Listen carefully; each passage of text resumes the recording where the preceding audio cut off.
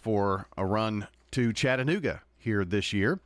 Last year, of course, very successful year. We had the MTCS Cougars win a state title, and the Oakland Patriots went to their fourth straight title game and finished runner-up in the state in Class 6A.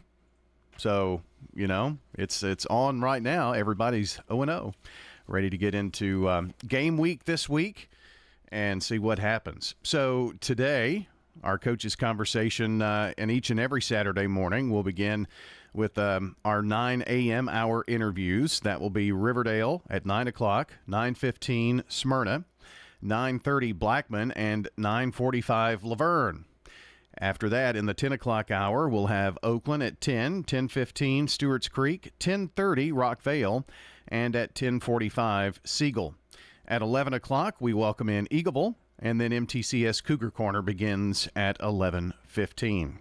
So that is the schedule of coaches this morning. That's the order that we'll go in, and we've got lots of conversation going this morning. You may have noticed the show is an hour later this year. There were some varying reasons, station management and such, deciding to kind of move this an hour later. So we're going to be on from 9 a.m. until about 11:45 or so. And one thing that we can tell you as well is probably out of the 31 years, more than half, probably maybe even 2/3 of the time that we have done this show, it was at 9 a.m. So kind of a comfortable time here for the Coaches Show. And joining me, as always, back for year number 26 is John Dinkins. And he'll actually be first up this morning with interviews with Riverdale, Smyrna, and Blackman. And also back this year, Danny Brewer. Danny will be taking the second leg of our coaches conversation. I'll wrap up this morning. Also, you'll hear another voice on the Coaches Show some this season, as well as in some of our broadcast games, and that will be Bill Hockenberry, who is going to be coming alongside and in a fill-in role and kind of a co-host role here on a few Saturday mornings here on the Prentice Allsup Heating and Air Coaches Corner. So that's what we've got going on here this morning from WGNS. It's going to be a great day, we think. And, this is one of those coaches shows where, they haven't played a game yet. I know it's game week and getting prepared for that, but maybe a little more relaxed, just kind of an introductory show to let you know from all of the high school football coaches where they think things are going to go and talk about competition that is ahead in the region and look at the schedule, things like that. So we'll remind you that if you can't catch each interview live, we will podcast those interviews when we're finished at WGNSsports.com, and there's a podcast tab there. There's a Prep Sports Podcast tab. You can look there. And if you, let's say you're a fan of Spotify or Apple iTunes or YouTube Music or iHeart, well, you can like, subscribe, and turn on notifications for the Coaches Show, and you can get those every Saturday morning right there in your inbox. All right, and also watch on Big G TV, by the way, too, and that's on the homepage of WGNSradio.com, as well as on Facebook, YouTube, and Twitch. So let's get things started, shall we? We'll take a quick break. We'll come back, and our first interviews of the 2024-25 high school sports season are straight ahead. John Dinkins will join you when we come back on the Prentice Allsup Heating and Air Coaches Corner. Rely on the experienced professionals at Prentice Allsup Heating and Air. Whether it's the blazing heat of summer or the bitter cold of winter, let the Rheem Pro professionals at Prentice Allsup Heating and Air Conditioning on West College Street keep your home or business comfortable year-round. We service all major brands and in most cases offer same-day service. Call us today at 615-890-1311. Prentice Allsup Heating and Air, your Rheem Pro partner heating and cooling contractor on West College Street, just under the Thompson Lane overpass. When Rutherford Countyans think of insurance professionals, they think Rayburn Insurance Agency at 200 South Lowry in Smyrna, meeting the needs of thousands of customers since 1973. You can trust Rayburn Insurance with all your needs, a place where customer service really matters. It's personal with Rayburn Insurance, as fans of local sports, as friends, and as insurance professionals. Check them out at rayburn.net or call 615-459-4145. Rayburn Insurance, for business, auto, home, and life insurance. Head over to J. Mullins Jewelry to check out their selection of rings, watches, custom design jewelry, and much more. They're a local business located at 352 West Northville Boulevard right here in Murfreesboro. They have gifts for all occasions, weddings, graduations, anniversaries, whatever you need, you can find it at J. Mullins Jewelry.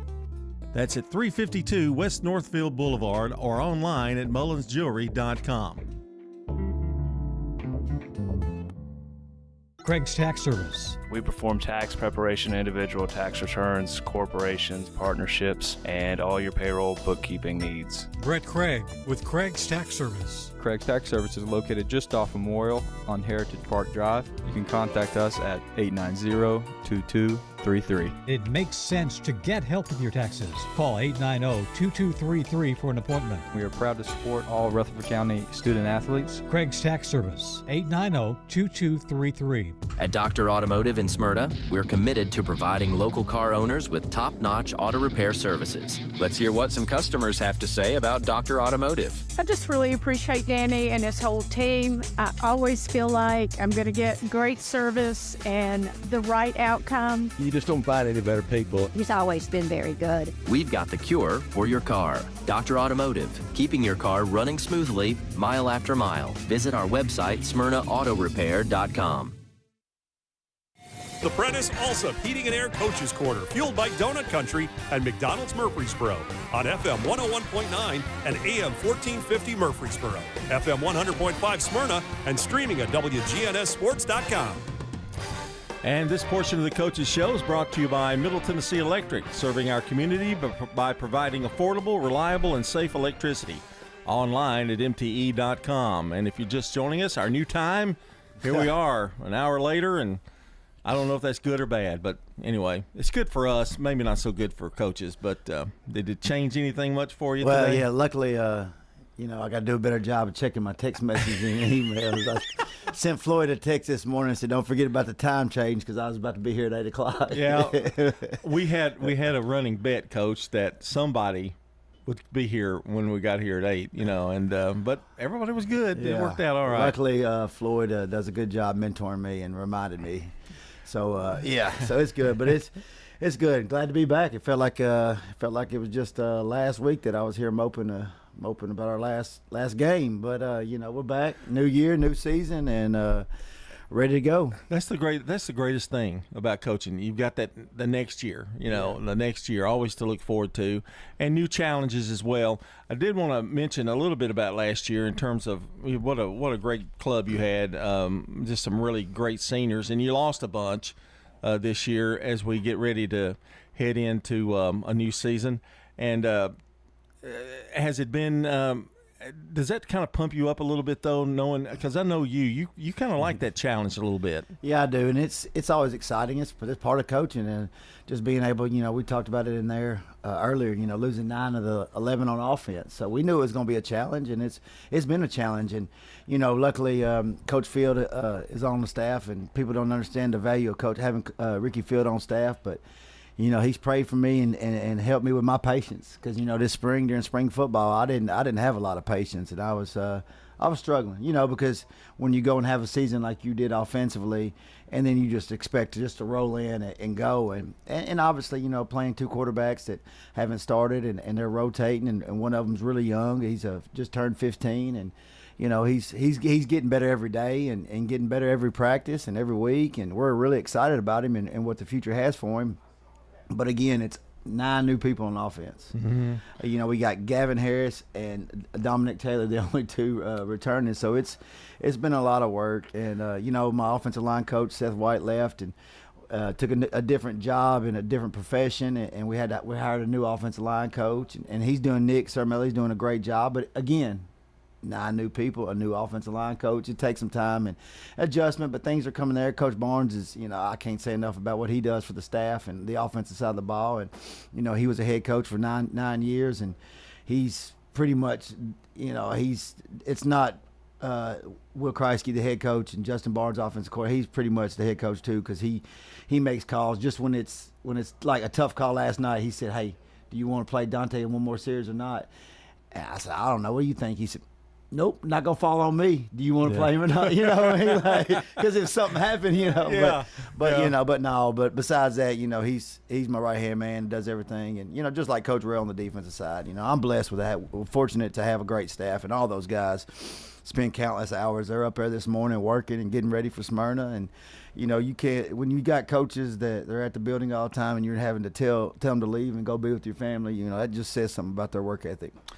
And you talked about expectations. It's a fine line, though, isn't it? Because you still have to have expectations. I mean, as a coach, you've got to do that. Even though, are they tempered a little bit in terms of with young kids and new people on offense, or do you just kind of expect the same thing and just maybe the patience part is what you said, maybe the only thing that's really changed? Well, at the end of the day, you're still at Riverdale. So the expectations are the expectations. And again, I've said it for many years. That's why I wanted this job and took this job, because the expectations is to be great year in and year out.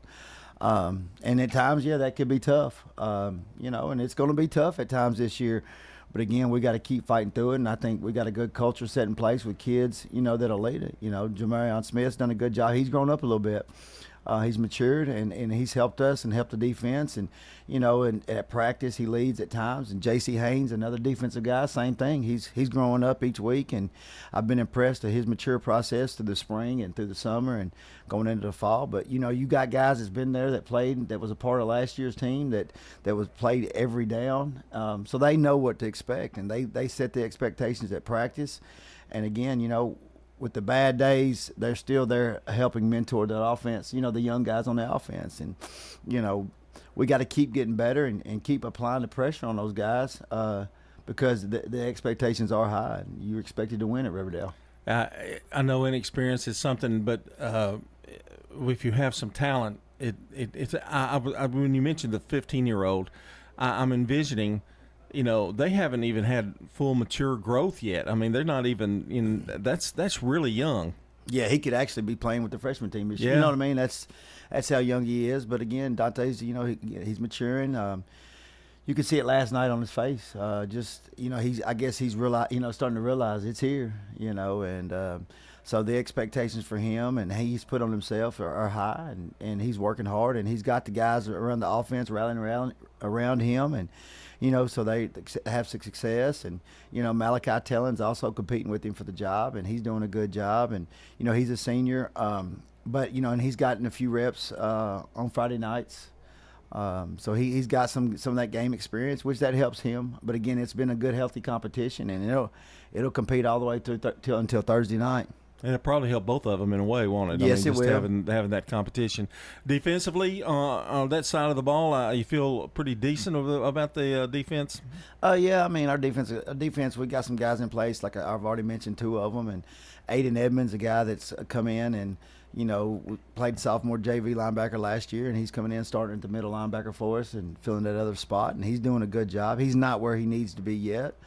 And we got on to him last night a little bit about some things, and he's handled the correction in the right way. And, you know, in our secondary, we got a bunch of guys playing in the secondary this year. You know, Cam Darden is a returning starter, and he's doing well for us, and he's helping lead that side of the ball in the secondary. And Hudson Fuqua also. Hudson played quite a bit for us as a freshman and fractured his foot and was out quite a bit last year, and then come in and played a little towards the end. But again, he's getting better. He's actually an old sophomore. He'll turn 16 in the next week or two. So, you know, so we got guys in place. Again, we got inexperience. We got to keep playing together and working together and keep being coachable. But again, I like the progression that we've had so far through a fall camp and through our scrimmages. You know, we had 3 scrimmages. We scrimmaged Summit, which was very good, and then we went with a very physical Boyd Buchanan. Coach Rankin brought his team down here, and it was a good 2-hour scrimmage, and I think it was really good work we had. And then last night we went with Pope John Paul, which was another good work. And I liked the way that from scrimmage 1 to scrimmage 3 to see the way we progressed. That's the important key, though, isn't it? I mean, you look at what you did at the first scrimmage to the last one, and that's why they play them. That's why they do scrimmages, you know, to see that. Yeah, and a kid that's really come on, and Caden Bailey. Caden Bailey rotates in at running back with Dominic Taylor, and DJ's back for us for another year, and DJ's going to run the ball, but DJ can't play every snap at running back, and KB come in last night on the second series and took 160 yards to the house, and I'm really proud of that young man. Coming in as a freshman and the difficulties he knows it. I mean, we've talked about it last night. I gave him a big hug and said, I'm just so proud of how you matured.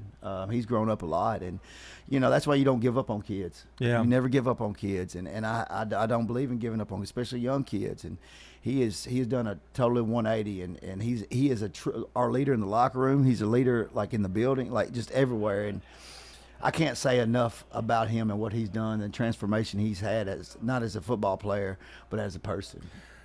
The scrimmaging too, I guess you look for depth, don't you? I mean, at each position, trying to find somebody, hey, he may fit in at this spot right here to help on the depth. Yeah, we played like Jamarion Smith, JoJo. He didn't play at all last night because one, he had a little shoulder, a little dinged up against Boyd, and two, we've known what he can do, and so we wanted his backups to get all his reps and see what if something happens, is his backup ready, and he needs to be ready just in case something happens. So that's why we chose to do that last night. I'm usually not big on doing that and doing things like that. At least want the starters to get a few reps, but I guess as you get older, you get a little bit wiser, maybe. And you have to injuries are going to be part of it, and everybody gets them, and it just depends on how crucial they are and that kind of thing. So it's good to have a backup on that. I'm looking forward to a great year from the Warriors, Coach. This is Will Kreisky, the head coach of the Riverdale Warriors, here on the Prentice Allsup Heating Air Coach's Corner. Now let's talk about cosmetic, okay? We got a nice new turf out there, right? Yes, we do. Please don't put any gum, sunflower seeds, or anything on it. David Limbaugh will hunt you down. Yes, he will. Yes, he will. But that's got to be a thrill to see it. Now, I've seen pictures. I haven't gone in there. The campus itself, even it's starting to come around. You can see some of the building that's being done there. I'm going to let you be the representative here when I ask you that. It was a mess last year, quite honestly. I mean, it was really rough, but it seems like it's kind of come around a little bit, and things are getting a little bit slowly back to normal in terms of cosmetics. It is a little bit. Now, we still got a lot going on. Yeah. A lot going on. And, I tell you what, our student body is doing a great job, because the way they have them routing to go from class to class, it's a long haul. And the way our student bodies have handled it the last few weeks has been really impressive, and it speaks a lot to what type of kids we got at our school and how impressive they handle situation and change. And because you can't go through the gym, you can't go through the courtyard, you have to walk all the way around through the gym, in between the field house, behind the ag mechanics building, and then go to the annex. But again, it's a lot of, like you said, cosmetic going on, a lot of things, but it's all coming together, and Miss Blair and her staff's doing a great job keeping everything flowing good, and it's been great. And I tell you what, not having wet socks in the morning practices have been really good also. One last question, man. The time flew by here today.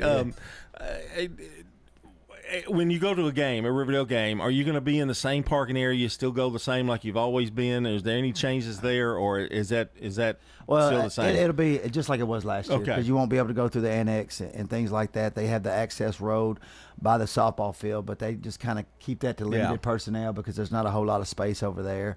So all the parking will be, on the gym side, and they got added parking in the front of the school and adding lights also. So that adds quite a bit of parking also. Well, I'm sure glad of the news about the turf. That it really looks good. That big arrow sticking out there pretty good, isn't it? Yeah. If I wouldn't have got that turf, I think Miss Blair may have let me go. So I'm glad we got it done.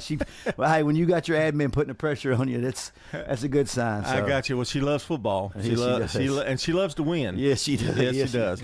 And that's always good. Coach, good to see you, and good luck next week. You're taking on, Smyrna Bulldogs. Yeah, talk about them just for 30 seconds. They're going to be here. tough, and you know how Coach Matt Williams done, and he's been over there for many years now, and he's been a mentor of mine, and I worked with him for a few years, and I got a lot of respect for him. And anytime you play a Matt Williams football team, they're going to be physical. They're going to run to the football, and they're going to come right at you and hit you in the mouth. So we got to be ready. We got to be ready for that. That's why I'm glad we scrimmaged Boyd Buchanan, because Boyd Buchanan hit us in the mouth, and that's what we'll see next Friday. That's turning into a pretty good little rivalry, hasn't it? You and Smyrna. It has. It's it goes friendly back, rival. Yeah, it goes back and forth, and it's good. And so we head over there, and Matt and I both had Bobby Wells friendship in common. So we kind of like to keep that going a little bit. Yeah. Well, he's a good one, too.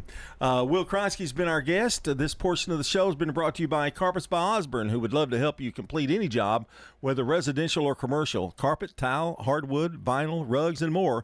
Locally owned, online at carpetsbyosborne.com. Here's your Little Caesar slices and sticks, half Italian cheese sticks, half pepperoni pizza. It's the world's greatest combination. Carl? How could you? Sorry, PB&J. I wanted to try new things. No! Have some for yourself. Yes. No! Get hot and ready slices and sticks for $6.99. Walk in and walk out between 4 and 8 p.m. Little Caesars Pizza is a proud supporter of all Rutherford County High School athletes. Be sure to visit your Murfreesboro Little Caesars today. Pizza. You've seen the ads out there, companies wanting to buy your home. But why sell yourself short when you can get fair market value? I'm Lisa Patton. If you have an estate to settle or a home to sell, call Parks Auction. We'll work with you to sell your home or property in any condition with no costly repairs on your timeline. Why accept one offer when you can have multiple? You need Parks Auction. We look out for your best interest. Call Parks Auction today. We handle everything. If you need concrete work done, who would I call? Dan Franz Concrete. Here's why. He's local. He attended Walter Hill Elementary, Oakland, and MTSU. He served our community as a school resource officer for 9 years, and he's involved in the community. This is Dan with Dan France Concrete, wishing all Rutherford County student athletes a great season. Study hard, play harder, and be safe. Dan France Concrete is a licensed and insured residential and commercial concrete construction contractor serving Middle Tennessee. Check out danfranceconcrete.com online to see some of their work. Here's a question. What do you want from your electric co-op? I want expert advice on going 100% solar. I want to go green without breaking the bank. I want to meet my sustainability goals. I want solar to be simple. Done. I want to save the planet. Little hero, let's start with one of MTE's solar programs first. Energy Service Life. That's Middle Tennessee Electric. We're here to get done what matters most to you. Learn more at mte.com. The Prentice Allsup Heating and Air Coaches Corner, fueled by Donut Country and McDonald's Murfreesboro on FM 101.9 and AM 1450 Murfreesboro, FM 100.5 Smyrna, and streaming at WGNSSports.com. And this portion of our Coaches Show brought to you by Rick's Barbecue, serving up the best smoked barbecue, ribs, and many local favorites on Warrior Drive. Locally owned, operated by Anne-Marie Brentz and the Lanning family. And joining me here on the Coach's Corner is Matt Williams, the head coach of the Smyrna Bulldogs. Matt, how are you?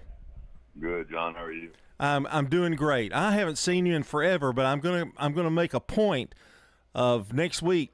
I'm coming down to the field and I'm going to say, "Where is Matt Williams? I want to see him," because I haven't seen you in forever.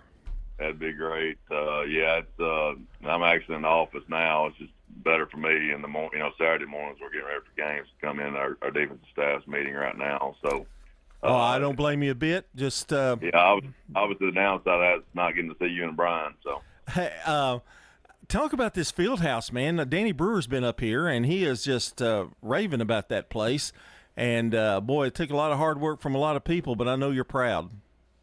Very humbled and very blessed by it. I mean, SRM Concrete, just what they've done for our program is, you can't even put it in the words. And Dow Smith and his construction crew, and Dow's been a huge supporter. And Dow and I've been talking about, basically these plans since 2012, 2013, and it finally came to fruition. So.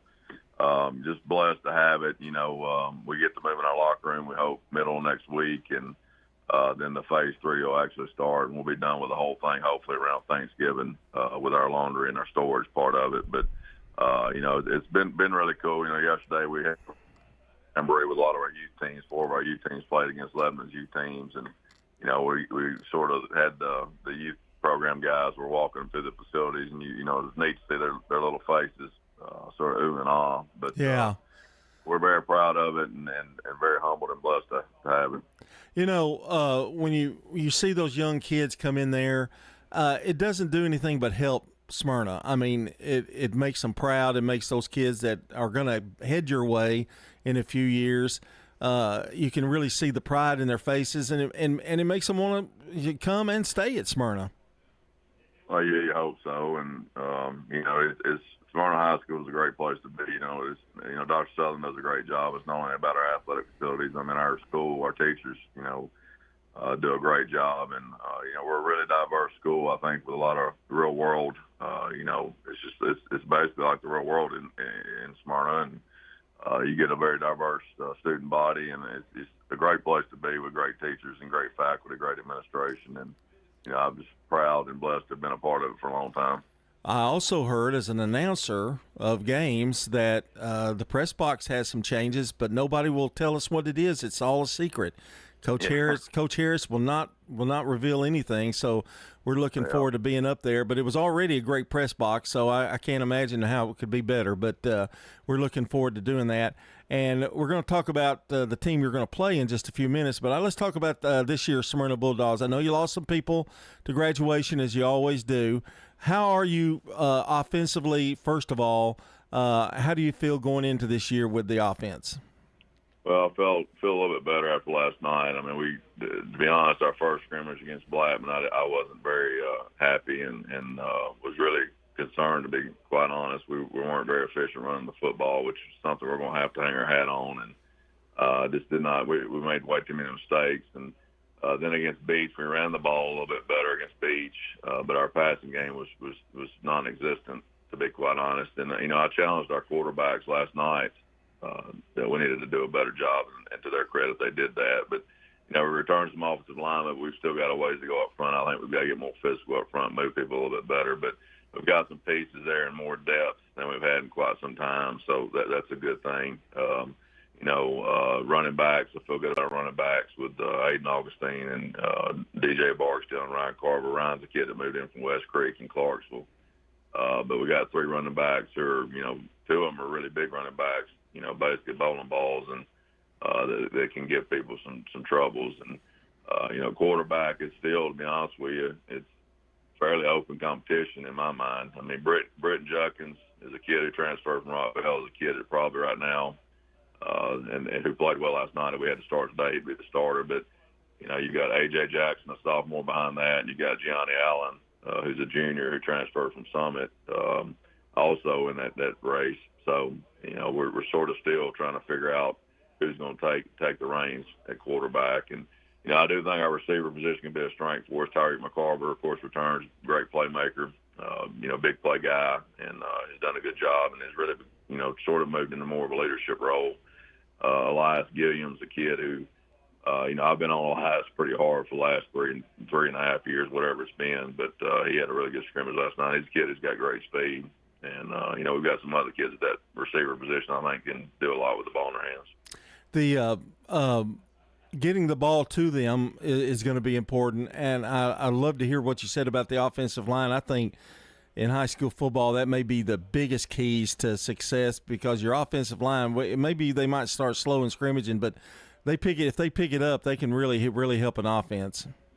Yeah, they've got to. We return Brett Williams, our center. Was a starter for us last year, and Grayson Pitts, a tackle, was a starter for us last year as well. And then Ebo, we call him Ebo, Ebenezer Orioba, left tackle, played some. So we got 3 guys that are coming back that played some, and we got some other guys like Tyler Green and that also played some. But got a new kid, Tyson Hines. I really want to see get in the mix on the offensive line. He's a kid that transferred from Illinois. And, big kid, thick kid that should be able to help give us some more beef up there. And kids like Will McKnight and C.J. Griffin. C.J.'s a kid we got a couple years ago, and was a basketball kid, really athletic, big kid who's still learning how to play the position, but he's made great strides there. And so we feel like we got, 5 that hopefully we will gel soon and be able to run the football. I thought we ran the football good last night and got some movement, but we still got to become a little more physical at times. Matt Williams is our guest here on the Coach's Corner. Matt, let's talk defense, because Smyrna's kind of always prided themselves on defense, and how's things looking on the defensive side of the ball? I mean, I think we could be that's somewhere. That's the place where I think we can be pretty strong if we, do the little things right and do the little things well. You got Jerry Martin returning at defensive tackle, who Jerry's one of the most unique kids I've ever coached. I don't know how many kids I've coached that are as physical as he is. I mean, he is just sometimes it's jaw-dropping how physical he is. And you got DJ Barksdale. It's funny, we got DJ, who is a running back but also plays defensive tackle for us. So, DJ's an extremely strong kid, very physical, and hard to block. And then, defensive ends, I feel like can be a strength. Ryan Carver, of course, is a kid that I said came from West Creek. And John Richardson's a new kid that has come in. He transferred, moved from Chicago 3 years ago or 2 years ago. I guess he's a junior now. It's sort of an interesting kid. I mean, he was probably 300 pounds plus, and when I first saw him, he didn't even play football the first year he was here. I just thought, young kid, overweight, but then he lost a bunch of weight, and the kid can do a standing backflip. That tells you anything. Oh, wow. Yeah, and just, weighs probably 265, really strong, just naturally strong, can run like a deer. So he's still learning how to play the game, but he's a kid we hope comes along, and I think his potential is through the roof when he learns how to play the game. So, inside linebacker Aiden Augustine returns. Aiden, has been a big playmaker, played a lot as a sophomore in there with Arion Carter, because of an injury, but he's had a good preseason. And Brody Hines, an inside linebacker, has been really solid. I thought Brody had a really good scrimmage last night and played really well. And, outside linebacker Donnell Valentine, Zion Blakemore in that competition. I thought Donnell had a really good game last night, and Zion's done some really good things. And secondary is where we lost a lot, of course. And but we've had some guys, Tyree McCarver and his little brother Zay McCarver, at corner have done a good job. And then our safeties, Amari Hill and Denzel Yarborough, sorry, I said that wrong, are coming along. They've still got some strides to make and be a little bit better in tackling and angles, but they've done a pretty good job. And if you can be stronger up front, that'll help them develop a little, give them a little time to develop if you can be strong up front on the defense. Yeah, and, we've got a little bit of depth there, and Tyson Hines and Anthony Staples, a sophomore, has done a really good job for us. He's a very coachable. Anthony Staples is just a fun kid to be around, period. He's a great kid. And then you got Connor Clark and Kenyon Dietz, backing up defensive end who have been solid. So, yeah, I think the defensive front is going to be the key, just like on offense. I think our offensive line is going to be the key and the quarterback position. So, I think we've got some talent there, and we've got some depth. Our sophomore class, our freshmen had a pretty good team last year, so our sophomore class is probably a little bit further along than what we've had the last few years. That sounds awesome. I know you've got a big test coming up, the first game, the opener at home, and that's Riverdale. And I was talking to Will about that game, and you guys have come kind of gotten a nice friendly rivalry. It's always kind of early in the season, and it's always a test for both of you. Yeah, I mean, obviously a great program, and Will does a great job. And, we've already been breaking down their film. I mean, their defense is scary. To be honest with you, their defensive front has got some guys, just some dudes. And inside linebackers are big and physical, really good players, and they're athletic in the secondary. So we're going to have to be really creative on offense and figure out a way, number one, to run the football, but also how we can protect the quarterbacks and be efficient in the throw game. And defensively, we've got to find a way. They got a really, really good running back. I mean, he's a stud. So big offensive line. We've got to find a way to hold up against that big offensive line. And the quarterbacks, whichever one starts, both are crafty and throw the ball well, and they're scary in the Q run game. So, we've got to have a great week of preparation. And as always, Riverdale's going to bring a really, really good team to the field. And it's going to be an interesting opener, but I'm excited about it. If you're going to open up, you want to open up with good teams, and that's what we're doing. Amen. And, Coach, I probably won't talk to you till about week 3, and that means you'll have a record to talk about, and I'm looking forward to talking to you again in a couple of weeks, and I'll see you Friday. John, absolutely, and great to talk to you. All right, buddy. That's Matt Williams, the head coach of the Smyrna Bulldogs. When we return, by the way, it's brought to you by First National Bank of Middle Tennessee. If you're looking for a hometown feel with your bank, turn to the First National Bank of Middle Tennessee, offering full-service banking and mortgage services. Matt Kreisky, head coach of the Blackman Blaze, up next. We're talking now with Heather here at Carpets by Osborne. Tell us what it's like to work at a family business. It's a lot of fun. However, it's a lot of work. Everybody has to pull their weight equally. what do you think are some of the advantages of people doing business with a family business versus a corporate business? We are here to answer all questions. We're responsible for scheduling jobs. We're not here to sell you material and pass you off to a list of installers. Carpets by Osborne on Northwest Broad, next to Tire World. Whether you're a student, alumni, or just a fan, Raider Tees has exactly what you need to help you cheer on the Blue Raiders on game days and every moment in between. We sell officially licensed Blue Raider gear, whether it's clothing, hats, flags, chairs, or just whatever. We have it all, including exclusive gear you won't find anywhere else. Like us on Facebook for updates on new Blue Raider gear and special prices or discounts. For all your Blue Raider gear, shop Raider Tees today. Bigger, better, and go blue! Sir Pizza. You can now order Murfreesboro's favorite pizza online at sirpizzatn.com. We've made ordering online a breeze. From sirpizzatn.com, tap on the location nearest you and begin your order for carryout or delivery. You can order the Royal Feast, create your own, spaghetti, calzones, everything right from our online portal at sirpizzatn.com. Sir Pizza, you made me love pizza again. Rely on the experienced professionals at Prentice Allsup Heating and Air. If your old unit needs a tune-up, the professionals at Prentice Allsup Heating and Air service all major brands and even offer same-day service in most cases. Keep your home or business comfortable year-round. Call us today at 615-890-1311. Prentice Allsup Heating and Air, your Rheem Pro partner heating and cooling contractor on West College Street, just under the Thompson Lane overpass. Online at PrenticeAllsup.com. Craig's Tax Service. We perform tax preparation, individual tax returns, corporations, partnerships, and all your payroll bookkeeping needs. Brandon Craig with Craig's Tax Service. We fulfill all your tax preparation needs from individual returns to corporations and handle any of those scary letters you may get from the IRS. Craig's Tax Service at 142 Heritage Park Drive. Call 890-2233 for an appointment. We're proud to support all Rutherford County athletes. Craig's Tax Service, 890-2233. The Prentice Allsup Heating and Air Coaches Corner, fueled by Donut Country and McDonald's Murfreesboro on FM 101.9 and AM 1450 Murfreesboro, FM 100.5 Smyrna, and streaming at WGNSSports.com. And this show, or this portion of the show, brought to you by Tennessee Orthopedic Alliance. That's TOA, the largest and most comprehensive orthopedic surgery group in Middle Tennessee. Find out more at TOA.com.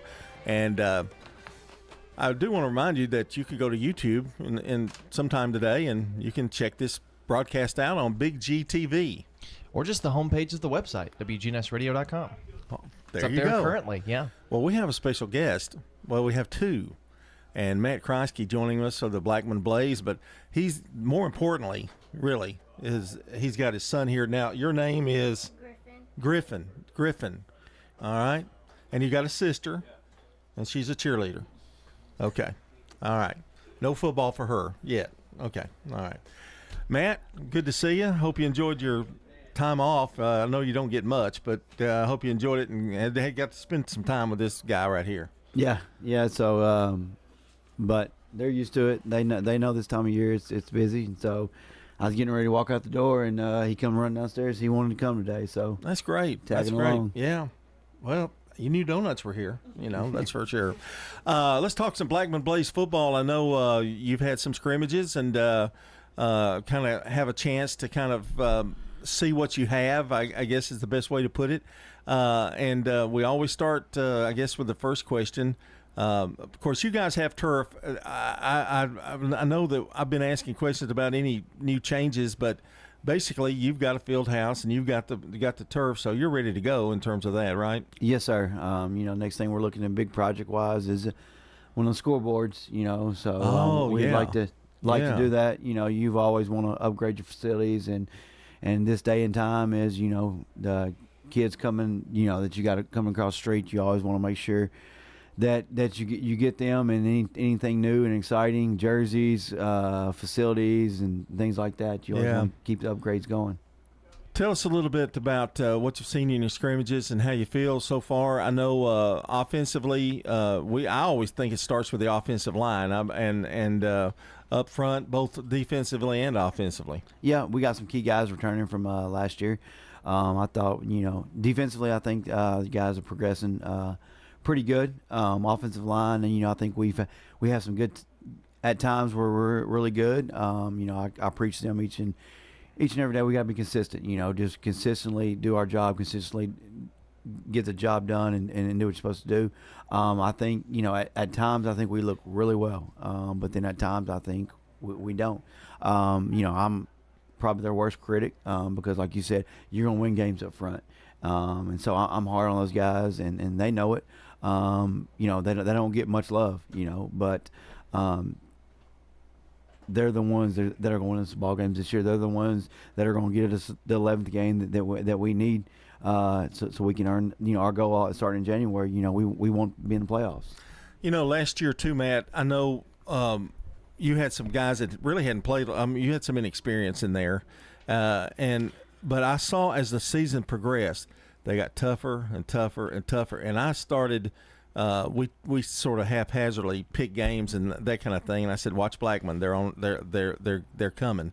Do you feel like all that from last year has paid off going into this coming season? Yes. I feel like being with those guys and them being with us for a full year. I think you see a difference. And so we hope everything pays off this year for them. And I think we're farther along this year right now than we were last year this time. And so.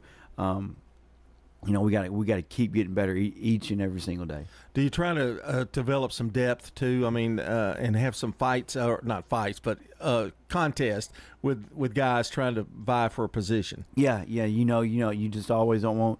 I think when you got competition at every position, that makes your team better. And we got a few spots on both sides of the ball where there's competition each and every single day, and those guys, and I think it makes those guys better. We always want to talk about quarterback. If you can talk a little bit about that, because that's always the first thing fans want to hear. It's like how are you going, or who's going to be at the quarterback position? Yep, we got to fill a spot. Carter Gregory was a senior last year, so we got two guys. We got Jonathan Hamby and Marcus Cameron. They're battling out. They've been battling out since spring and throughout the summer, and now. And so both those guys, we expect both of them to get reps next week against Brentwood. They've both done a lot of good things, but they've both done things that they need to improve on. And so they're young, they're inexperienced, and so that's as a coach going in the first game, you don't want that to be, especially playing a Brentwood team. But it is what it is, and so these guys will be ready. And do you see a scenario where they'll both play some? I mean, in certain situations too, as the season goes. Yep. We've been splitting our reps all through spring, summer, and even up last night. And so, Jonathan's going to start out, and we're going to go with him first, and then we'll see how he does, and then, we'll probably spot play Marcus some, and just depending on how the game's going and the flow of the game. Running backs, another key to the offense, clicking, and wide receivers. Yep, we got three. We got three really good running backs that I've been really impressed with. Grant Gardner, Jabari Kemp, doing some great things. I think I'm big on the run game, and I'm huge on that. And if you can run the football, I think that you're going to be able to win a lot of games, and especially in this league. And I think that'll be our success, guys up front and playing at the tailback position. Receiver wise, we got some guys returning. Jaden Guy, John Jaragu both saw a lot of action last year, and so they were inexperienced last year, and now they got a year under their belt, and so we expect big things out of both those guys. Defensively, I know that's another key area in terms of winning ball games, but you got some returners on defense. Yep, we got Archie Roseman.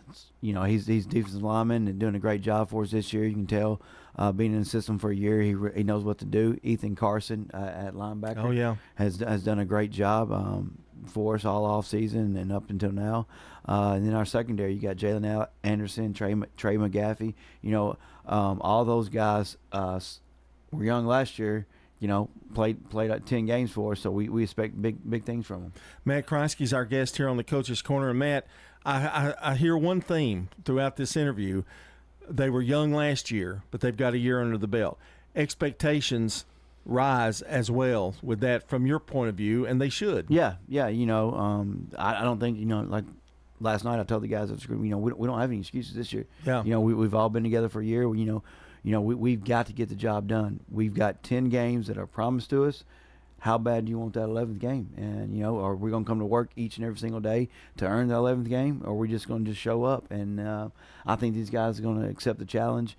And, you know, they've got a bitter taste in their mouth from last year. And, you know, Blackman is known to be a playoff team, and that's the expectations, and they know it. And, you know, I think they're going to be able to get the job done this year for us. And you were new last year, and they had to learn you, and you had to learn them, and then you have to learn schemes, different schemes, and things that you want done, and that kind of goes out the window too now. I said because you it's your team. You kind of got a handle on what the expectations are for your kids. Yep, that's what I told them. You know, they know me, they know the staff, and they know our expectations.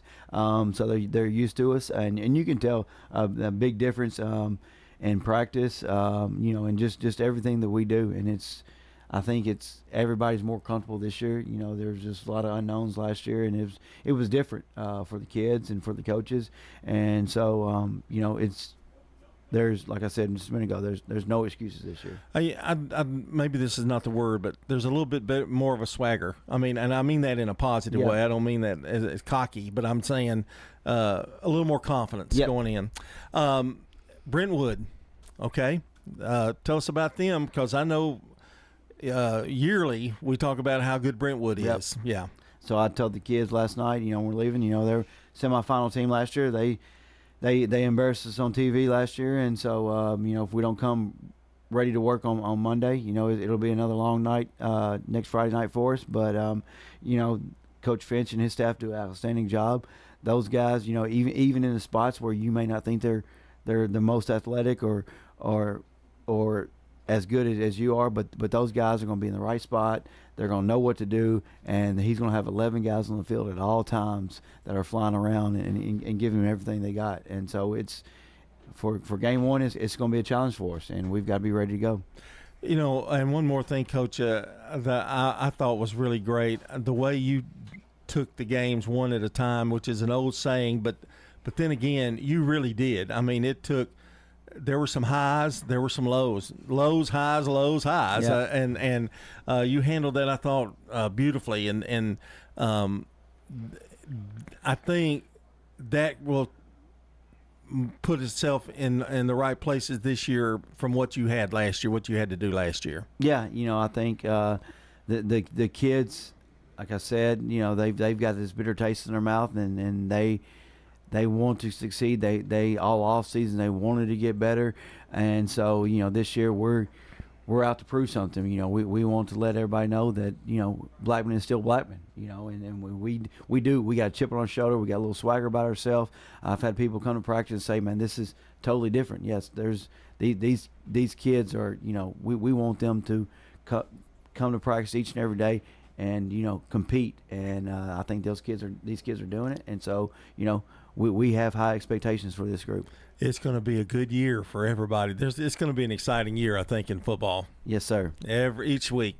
That's Matt Kreisky, the head coach of the Blackman Blaze, and his assistant here with us today. And this portion of the show brought to you by JHA Company, Josh Houston and Associates, jewelry, letter, jackets, yearbooks, graduation products, and more.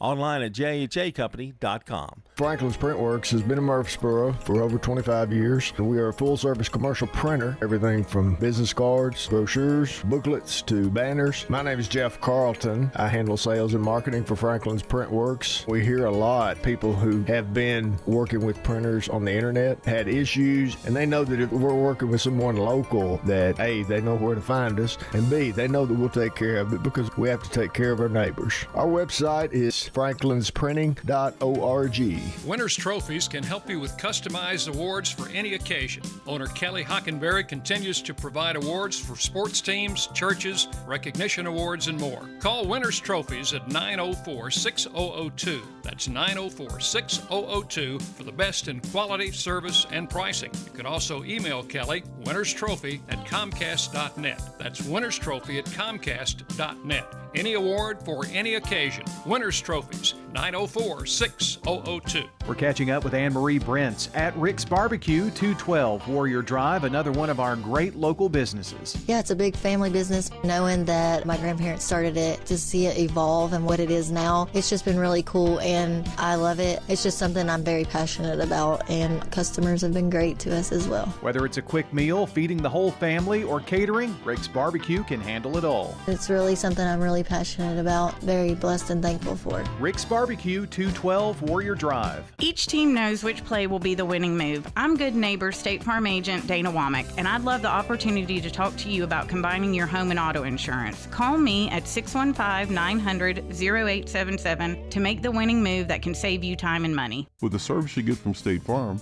you might think our car insurance costs more.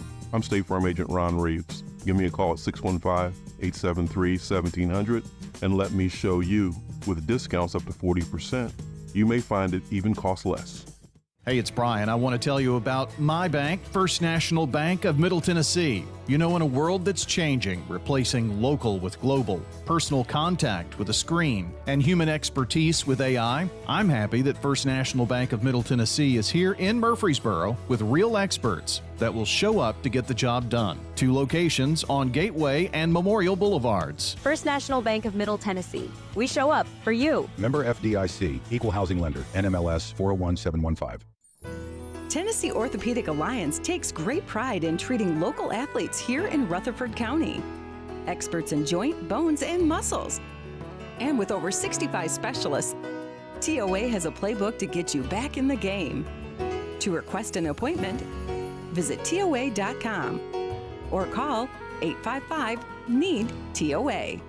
Tennessee Orthopedic Alliance. TOA.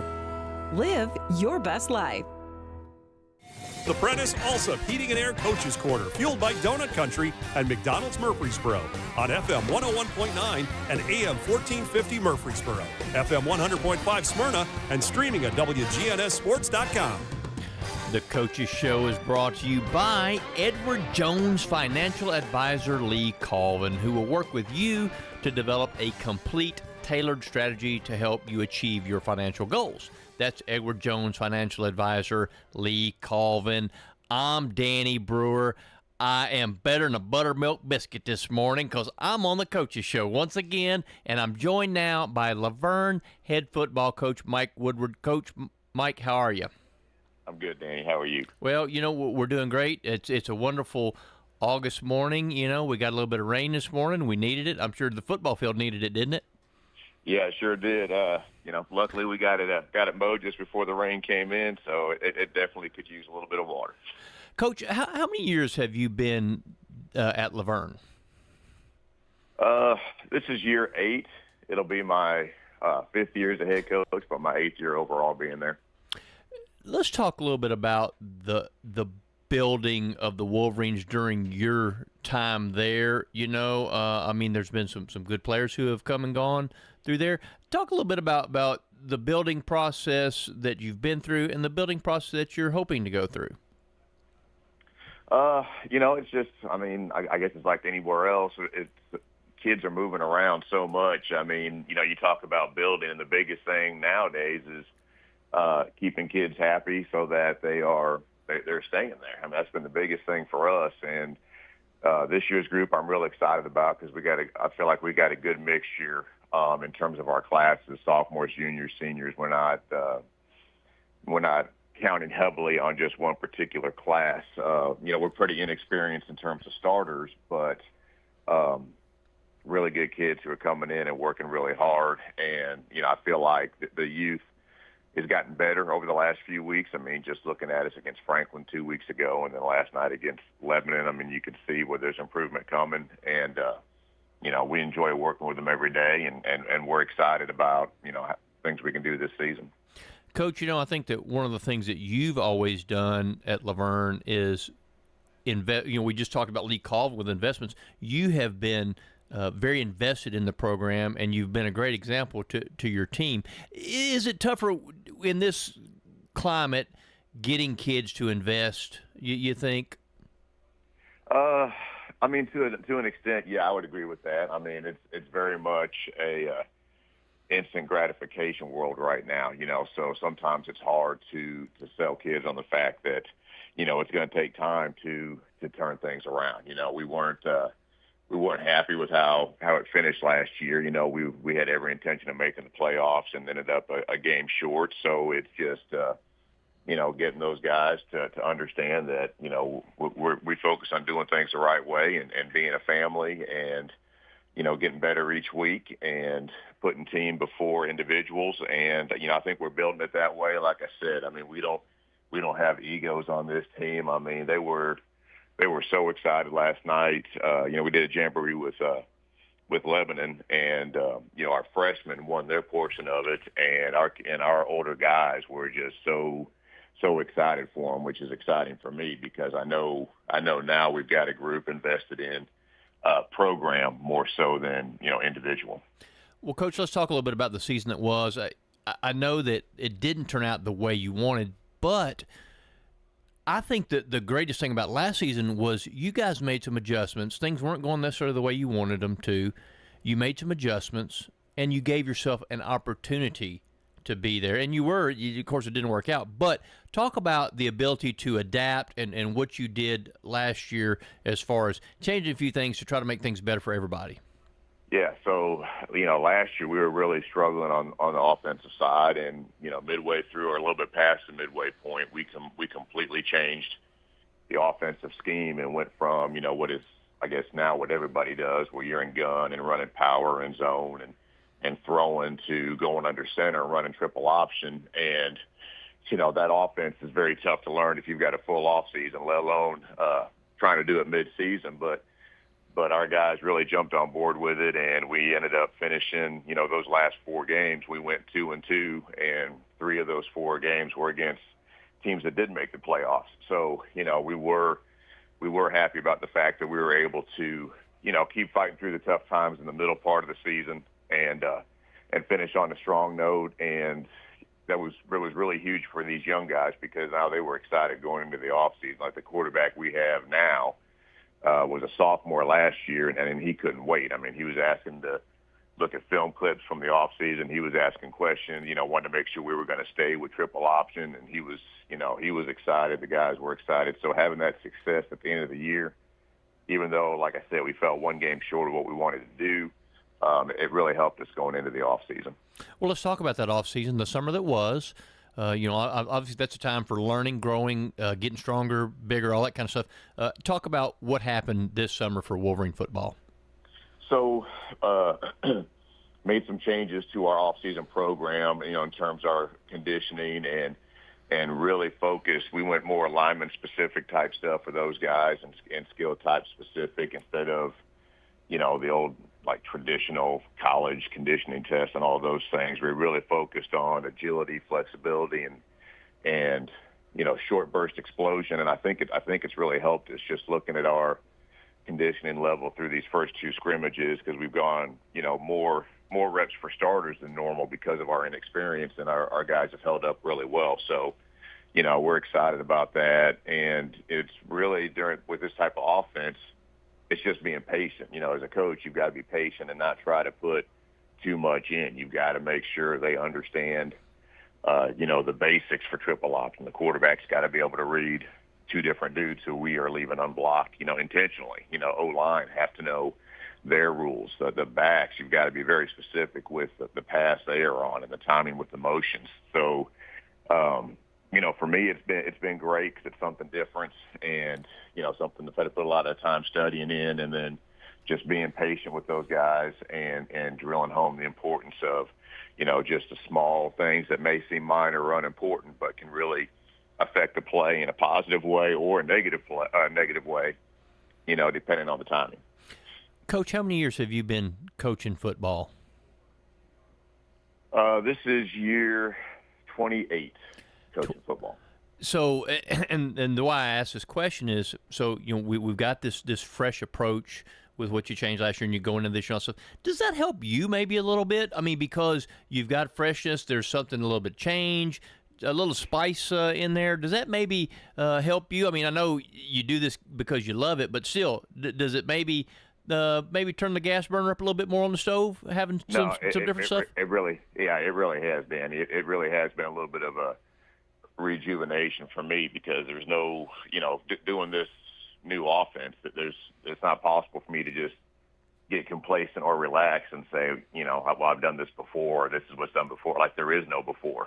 So, just constantly learning and studying and, and sometimes it's just thinking about new ways to teach, that same skill set. So it's not even necessarily looking for new plays or anything of that nature. Sometimes it's just finding out different drills and different ways to get that same idea across to help the guys get better. And also being a little bit different, I mean, that's okay because like you said, how many teams run the same doggone offense and you guys are different? That's good, right? I think it's good for us. You look at the last few years let's just be honest. We've been doing the same thing offensively as everybody else, the same thing defensively as everybody else, and it hasn't turned into, the success we wanted on the field. So, we took a different approach. Like I said, we changed how we did things this offseason. We're running an offensive scheme that, to my knowledge, the only other 6A team in the area that runs it is Independence, so it's not something people see a lot of. And defensively, we've gone to a 3-3 stack, which maybe isn't as uncommon as triple option is, but, it's still not as common a defense as what a lot of other people run. Well, Coach, I personally, I'll say hats off to you because if things aren't working, then you need to try to do something different. You can't do the same thing and expect success, right? If it's not working, it's not working. I mean, that's the definition of insanity, right? Just doing the same thing and expect a different outcome. So. No doubt about that. Who y'all open up with? We're going to West Creek next week. Excited about that. I know you played them at home last year and got off the shot. I think 9-6 was the final, so it was a defensive battle. But excited to go on the road maybe to open up things up this year? I am. I mean, we're excited about just, playing a game for real, to be honest with you. I mean, last night was a nice, pickup from, the scrimmage before when we played Franklin just because it was more game-like. But, it still wasn't a game, So we're very excited about, having a game next week. Yeah, I've never minded going on the road, So, to me, I mean, that's where the strong teams really show because, you're on that bus or you're in that cramped up visitor locker room or visitor space and it's just you against everybody else. And, I mean, that's when you find out, just how tight your group is. And like I said, I think this group is tight. So, very excited to get to work on Monday and get ready for West Creek. It was a defensive battle last year. And, they got a new coach and, so they're probably doing some things differently. Haven't had a chance to see them yet. Obviously, we're doing things differently. So I think it's going to be interesting to see how it turns out. Coach, we wish you the best of luck. We appreciate your time. If you want to see some good football, then the triple option, something that's a little bit different, go down there to Wolverine Country and check those Wolverines out. Coach, appreciate it. Wish you the best of luck. All right. Thank you, Danny. The Coaches Show is brought to you by Las Casas Feed Supply, locally owned and operated by Coy and Jennifer Young, specializing in animal feeds, premium pet foods, farm supplies, and more. How about a fix for your sweet tooth? Donut Country is open 24 hours a day to cure your cravings. They've been serving up the freshest donuts in Murfreesboro since 1978. There's just something different about donuts from Donut Country. Bo and Cindy Davis and their wonderful staff will greet you with a smile, and you'll see all donuts aren't created equal. Fresh donuts anytime you want them 24/7 at Donut Country on Memorial down from Clark. And they're open each morning on Middle Tennessee Boulevard. Check out their Facebook page for specials and promotions. Nothing else compares to Donut Country. Open 24 hours. Quick, convenient, efficient. 3 words that we all hope to experience when we do business. Our goal at JHA Company is to bring just that to an industry that's traditionally dictated to the customer when it's time to do business. Whether you're purchasing class pictures in a yearbook, class jewelry, a letter jacket, school spirit wear, or senior graduation products, we strive to make the experience quick, convenient, and efficient. Find out more at jhacompany.com. JHA, your one source for an unparalleled scholastic experience. This is a paid legal ad. Hi, this is John Day of the Law Offices of John Day. I've lived and worked as a lawyer in Middle Tennessee for over 30 years, and to me, every single day has been an honor. That's why our firm is so involved with community programs like bicycle helmet giveaways and our Safe Ride Home program. At the law offices of John Day, we're not just looking to make donations. We want to make a difference in the community we hold so dear. And if you're ever injured, know that we are here for you too. Hello, this is Coy Young at Las Casas Feed Supply. We'd like to welcome you to our door. If you're a homeowner with a quarter acre or several, Las Casas Feed Supply focuses on premium feeds and dog foods you won't find in the box stores. Nutrition is our specialty here at Las Casas Feed. Family owned and operated by Coy and Jennifer Young, inviting you to stop by, visit, and enjoy the country. Customer service expertise that exceeds your expectations. Las Casas Feed is also your place for local milk from the MTSU Dairy on Barlow Lane, just off Highway 96 East in Las Casas. Is your saving for retirement strategy involving the phrase, "I'll get around to it someday"? If so, we need to talk. Hi, I'm Edward Jones Financial Advisor Lee Colvin, and when it comes to meeting your goals, time can be on your side, and there's no better time than now to get started towards your retirement goals. Give us a call, Lee Colvin, at 615-907-7056. Edward Jones, Making Sense of Investing, member SIPC. Rely on the experienced professionals at Prentice Allsup Heating and Air. Whether it's the blazing heat of summer or the bitter cold of winter, let the Rheem Pro professionals at Prentice Allsup Heating and Air Conditioning on West College Street keep your home or business comfortable year-round. We service all major brands and in most cases offer same-day service. Call us today at 615-890-1311. Prentice Allsup Heating and Air, your Rheem Pro partner heating and cooling contractor on West College Street, just under the Thompson Lane overpass. When Rutherford Countyans think of insurance professionals, they think Rayburn Insurance Agency at 200 South Lowry in Smyrna, meeting the needs of thousands of customers since 1973. You can trust Rayburn Insurance with all your needs, a place where customer service really matters. It's personal with Rayburn Insurance, as fans of local sports, as friends, and as insurance professionals. Check them out at rayburn.net or call 615-459-4145. Rayburn Insurance, for business, auto, home, and life insurance. Head over to J. Mullins Jewelry to check out their selection of rings, watches, custom designed jewelry, and much more. They're a local business located at 352 West Northville Boulevard right here in Murfreesboro. They have gifts for all occasions, weddings, graduations, anniversaries, whatever you need, you can find it at J. Mullins Jewelry. That's at 352 West Northville Boulevard or online at mullinsjewelry.com. Craig's Tax Service at 142 Heritage Park Drive offers complete tax preparation, financial, and bookkeeping services. This is Brett Craig with Craig's Tax Service. From personal tax preparation to business bookkeeping, payroll, and taxes, at Craig's Tax Service, our staff is here to help. Get help with your taxes. Call 890-2233 for an appointment. As a former Siegel Star football player, I know the importance of the high school sports experience. Good luck to all county student athletes. Craig's Tax Service, 890-2233. At Dr. Automotive in Smyrna, we're committed to providing local car owners with top-notch auto repair services. With over 2 decades of experience, our ASC certified master technicians are experts in both foreign and domestic vehicles, ensuring accurate diagnosis and timely, cost-effective repairs. From oil changes to major engine and transmission repairs, we've got the cure for your car. Dr. Automotive, keeping your car running smoothly, mile after mile. Visit our website, smyrnaautorepair.com. The Prentice Allsup Heating and Air Coaches Corner, fueled by Donut Country and McDonald's Murfreesboro on FM 101.9 and AM 1450 Murfreesboro, FM 100.5 Smyrna, and streaming at WGNSSports.com. The Coaches Show is brought to you by J. Mullins Jewelry, a family-owned and operated business treating clients like family since 1938. Jewelry design, repair, and a wide selection of great jewelry pieces online at mullinsjewelry.com. I'm Danny Brewer. We're back now with Oakland football mastermind Kevin Creasy. Coach, how are you this morning? I'm doing well. Good. Okay, so Oakland High School, state runner-up last year. 4 straight trips to the ship, Coach. I mean, how about Oakland High School? Come on, man. Hey, that's something to be celebrated, trying to tell our whole town over here, that our side of town, that that's a pretty big deal. This kind of run doesn't happen every day. It's, very odd and very unique, and we should be very happy about it. Real disappointed about the way the season ended last year with the silver ball, but, to get there 4 years in a row, that's kind of unprecedented. Especially in today's climate, when you think about today's climate with how kids move from school to school and all that kind of stuff. So you had a class of kids who played in the championship game every year they were at Oakland High School. That's right. Yep. That's kind of like Maryville back in the day.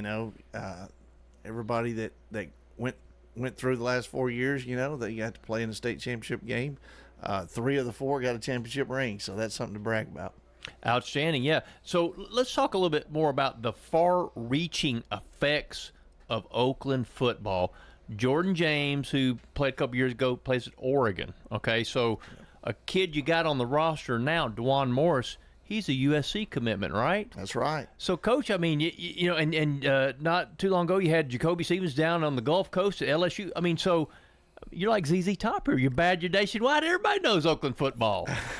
Well, I think by the end of the year, everybody will definitely know about Jordan James. He's going to be one of the top runners in the nation. He's in a high-powered offense and, is definitely doing well at Oregon. Got just several guys that were on that team that are different locations. Joseph Anderson, he's up at Purdue playing defensive line. We've got Isaiah Horton. He's starting now at the University of Miami. Yeah. So yeah, it's good to see those guys, accomplish great things. Woody Washington's now moving to the SEC. It's his last year at Oklahoma. He's starting at defensive back. So, it's one thing to go to college. It's another thing to start. So those guys not only, took the name Oakland with them, but they also took the work ethic and, very proud of those guys working their way to a starting position. Well, because you're absolutely right. Because, like you said, it's one thing to go to college, but it's another thing to be like the man where you're starting. When you think about that, and this isn't like, we're not talking about Shippensburg State these kids are at. We're talking about power schools here. That's right. And turn on a TV and you could see somebody that played at Oakland High School on TV probably every Saturday. Outstanding, Coach, outstanding. Well, let's talk about all that stuff. What does it mean? We've talked about this in the past. What does it mean for the 2024 squad? The 4 straight trips, the kids going to playing at big-time schools. What does that mean for this group at Oakland High School? Yeah, they know that there's a high standard that's set. They know that it'll be disappointing if you don't get, deep in the playoffs. We've got some goals that we try to reach every year, and one of them is to win our first game, so that's what we're going to worry about this week. And then the next one is to win our region, and we didn't do that last year.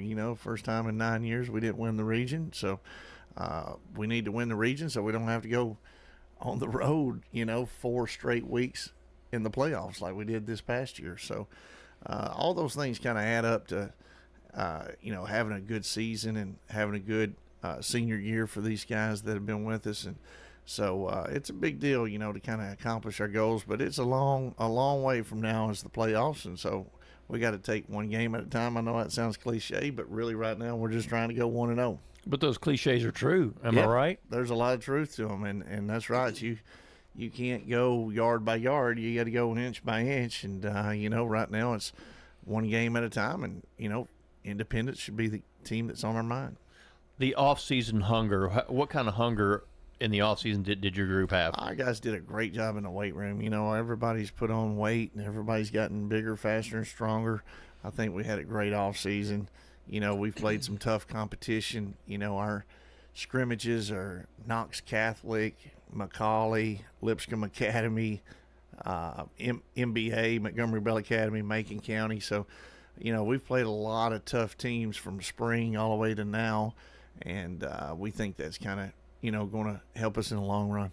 That Knoxville Catholic, that's my boy Shad, right? That's right. So that's that was probably a really good encounter, wasn't it? That was good. In the spring, we played at Tennessee Tech, so it was cool being, on a college campus and playing on a college field against each other. And they have a really good quarterback and a really good receiver.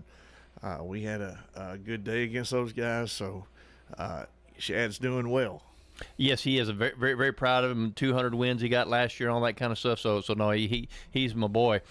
Let's talk a little bit. We mentioned Dwan Morris, who's obviously we know is going to be one of the bell cows. What about some of the other kids you got on Oakland? Yeah, several different weapons. Got T.T. Hill just moved back, to Oakland, was with us his freshman, sophomore year, and, left his junior year, came back. So we're looking for big things out of him. He's a really explosive player. I think the future's bright for him. Glad he's back on the offensive side of the ball to help us out. Kyler Creasy's the quarterback, making all the calls and checks and adjustments and all that stuff. Also got Craig Tutt playing a lot of offense for us this year. He played a little bit last year, but as a sophomore started every snap on defense and did a heck of a job, so much so that, he's got offers from Alabama, Michigan, anybody you could imagine. And he was just 15 years old playing last year. So the sky's the limit for that guy, but he's one of those we need on both sides of the ball. Not everybody plays both sides for our team. Usually you got to be a pretty special player, and I think we got about 4 guys that play on both sides of the ball, and he's one of them. And Craig, he's going to be on every special teams too. So that tells you how special he is.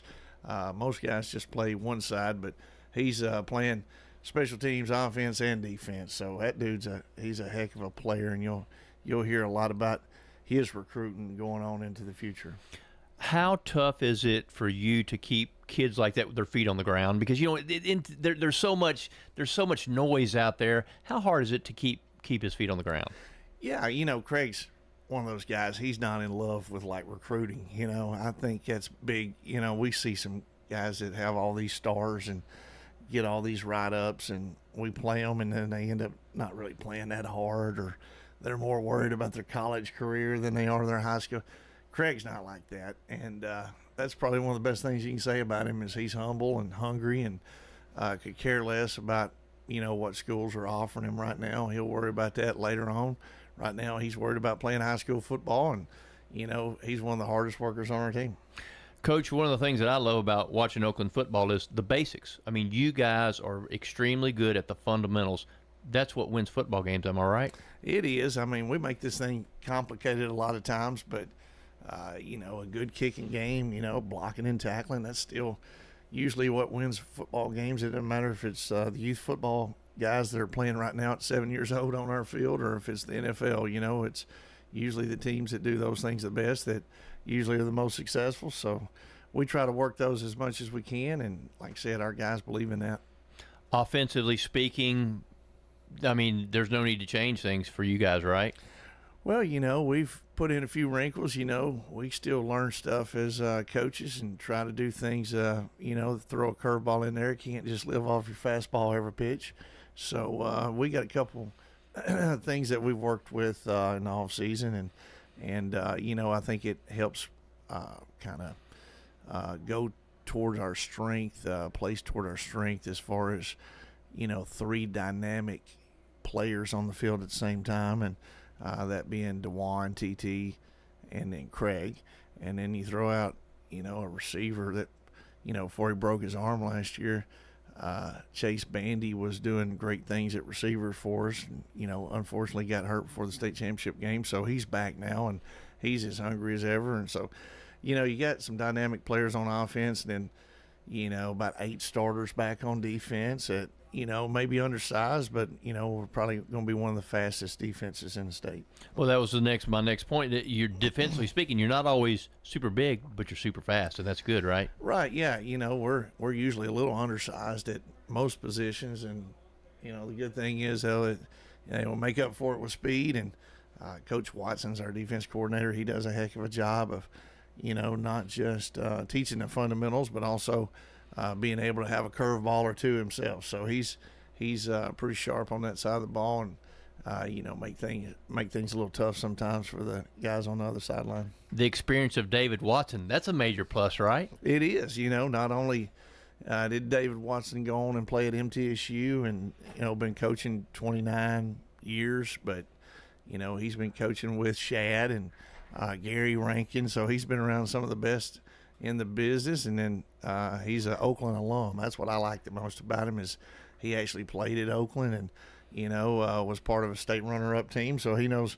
a little bit about the pain of that last game being a loss. But also he knows all the traditions and expectations of Oakland football. So that's good to have alumni on staff. Coach Watson is a winner. We're going to talk about another winner right now that you're going to pick. The Alabama Stakes today, run at Saratoga. 3-year-old fillies, 1.25 miles, grade 1. Coach, who you like in it? We got a stacked field here. Who you like? I don't know. I just I like this name, Power Squeeze. I like the name Power Squeeze. You know, it reminds me of a play that we run. So let's go with Power Squeeze, followed up by Candied. There you go, Power Squeeze and Candy. There's your exactive right there, folks. Coach, we appreciate your time. Wish you the best of luck. Kevin Creasy, Oakland High School. The Coaches Show is brought to you by Ideas Tees, who will be happy to help you fulfill all of your imprinted apparel, embroidery, and advertising specialty needs. Find out more at ideastees.com. At Little Caesars, get a large custom 2-topping pizza for only $7.99 when you order online. Wait, did I just say $7.99? Get out of here. This pizza is only $7.99. No way. This is $7.99? You're joshing me. You're saying this pizza perfection is only $7.99? Well, you're crazy for this. Listen, pirate, stop taking my $7.99 pizza. Choose a large custom 2-topping pizza for the unbelievable price of $7.99 when you order online. Only $7.99. What? Pizza. Parks Auction. We handle everything. The auction is a means of drawing people together for a quick, easy sale. I've always been a big fan of auctions. You get instant sale, no contingencies and everything. I've known the guys over there my entire life. Visit our website at parksauction.com to learn more. Hi there, do I have a home now? Call Parks Auction at 896-4600. Stan Vaught and the Parks Auction team are proud supporters of local high school and MTSU sports. You've heard people say, you know your work by your name, but there's no better name for residential and business concrete work than Dan France Concrete. From basic slabs to decorative stamping, for your next concrete project, call Dan France Concrete, 615-642-5152. This is Dan with Dan France Concrete, wishing all Rutherford County student athletes a great season. Study hard, play harder, and be safe. Trust me, Dan is committed to the community and will offer you a great product. He'll stand behind his work and make sure you're satisfied with every aspect of the work. Dan France Concrete. Here's a question.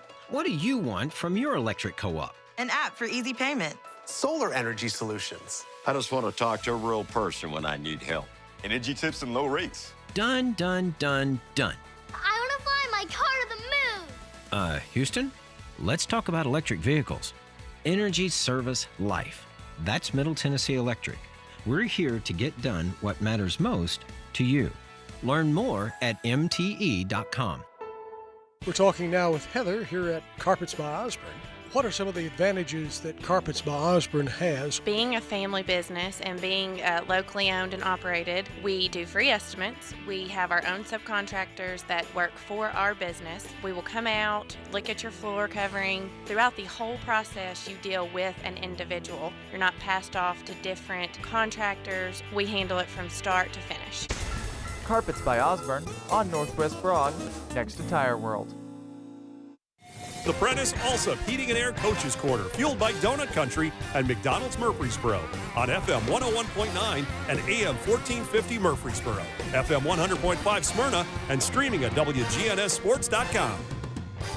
The Coaches Show is brought to you by Sir Pizza, whose 3 Murfreesboro locations offer a huge selection of mouthwatering pizzas, sandwiches, pastas, and wings. Order your favorite pizza online at sirpizzatn.com. I'm Danny Brewer. I'm super pleased now to be joined by Stewart's Creek head football coach Ben Caudill. Coach Caudill, how are you? Doing well. How are you, Danny? Oh, well, we're doing great, man. I mean, it's August. We got football season coming up. The Grade 1 Alabama Stakes is today. They're running the Del Mar Oaks. I mean, I'm a happy camper, I'm telling you now.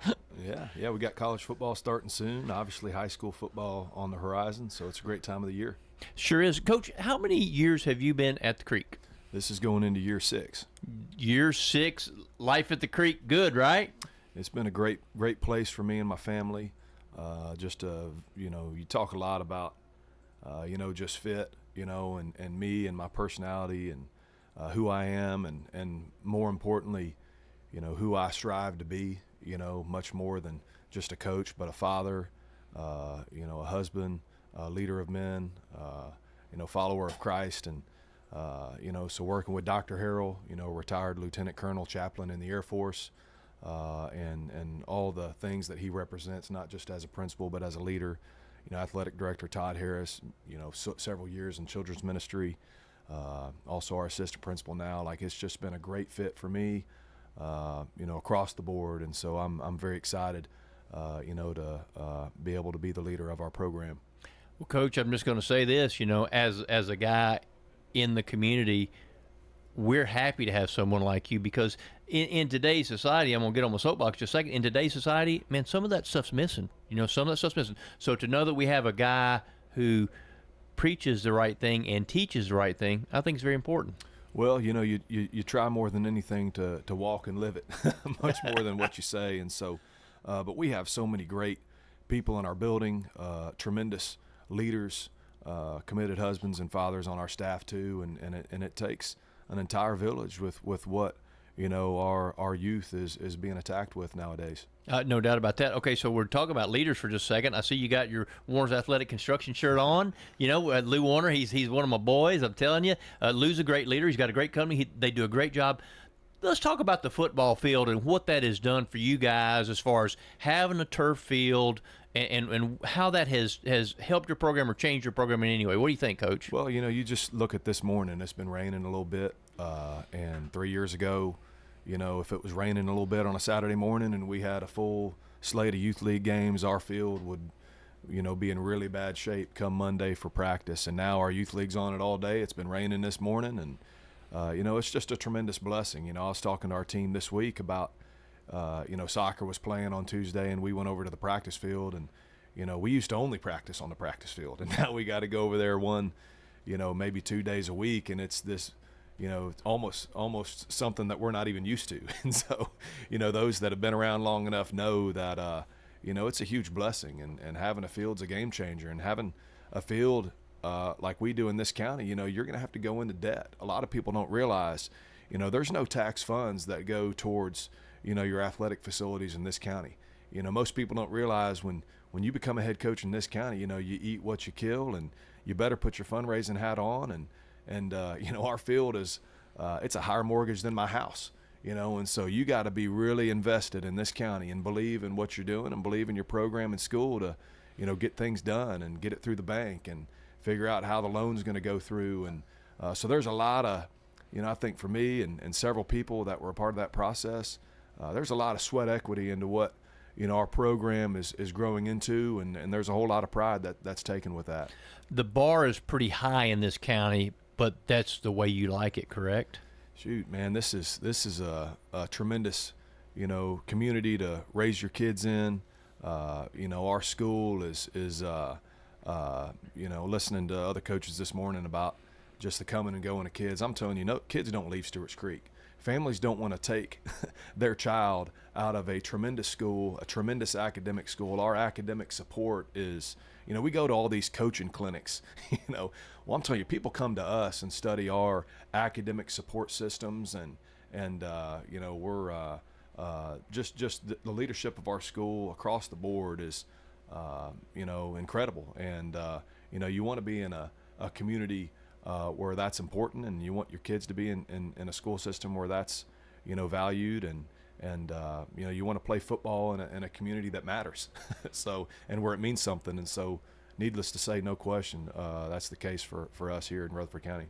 Let's talk a little bit about the year that was, Coach. A lot of good things happened last year, lots of explosive plays, offensively, you put some points on the board. Talk a little bit about the year that was and what you think, how does last year help this year any at all? Well, last year was last year, and it was a great season, second most wins in school history. I think for me, looking back, there's a lot of, meat that was left on the bone, lost to Antioch, where we had the ball on about the 15-yard line as time expired and couldn't get it in.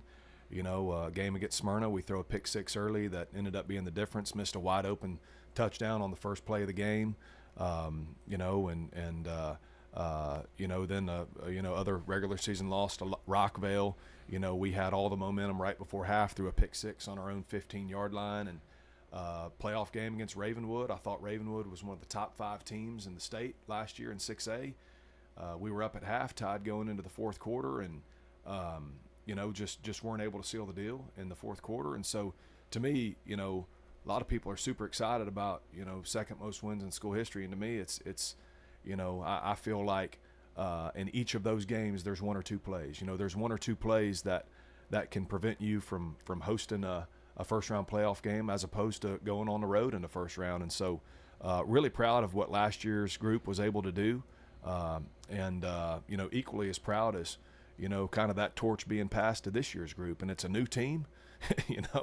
Last year was great. We graduated a bunch of great players, great leaders, but it's this year's group's time to step up to the plate. Yeah, the shoulda, woulda, couldas don't add up to a lot on as far as at the bottom line, but still it gives you encouragement, right? Yeah, it just shows you, there's a fine line between winning and losing in 6A football. Winning games are really hard, and unfortunately losing games can become pretty easy at times. And hopefully we can become a team that doesn't beat ourselves, where the Red Hawks don't beat the Red Hawks, where we're competing against the other team and not ourselves. Right. Coach, let's talk a little bit about the offense you got coming back. 'Cause like I said, last year you guys were good offensively. You did a lot of good things offensively. What do you got going on this year offensively? Well, I tell you, we lost some big-time guys. Kenny Jordan ended up at Princeton. We had another young man, Javarian Ote, ended up walking on at Arkansas State. Had another dynamic player end up at Pitt. And so we graduated a lot of high-end talent. And so, the biggest mistake we could make is trying to do what we did last year schematically with losing some of those guys, probably the best lineman we've ever had offensively in our school's history too, and John Moody. And so, this group is a much different group offensively. It's one that has been taking some great strides throughout the preseason, and excited to see their product this coming Friday night. Let's talk a little bit about the Red Hawk tradition. You've touched on that briefly. The Red Hawk tradition, is that something that you've really valued in building? Man, there's no question. I mean, I've been at Stewart's Creek long enough to, hear the conversation when I arrived there of you don't need to go there. They've won 5 games in 2 years and never made the playoffs. And, we went 8-3 in 19 when Burt Brown was head coach, and we've made the playoffs every single year. And, we still feel like our best football is ahead of us. Our best years as a school are ahead of us. The growth that we've experienced as a school, we've about doubled in size as a school since I arrived in 2019. And, our little sliver of the county, it's a prime place to be. And people want to get in our school zone, and they don't want to leave it. These rezoning talks and everything, it is a awesome place to be. And I'm definitely excited to keep building on the tradition that we've established these last 5-6 years.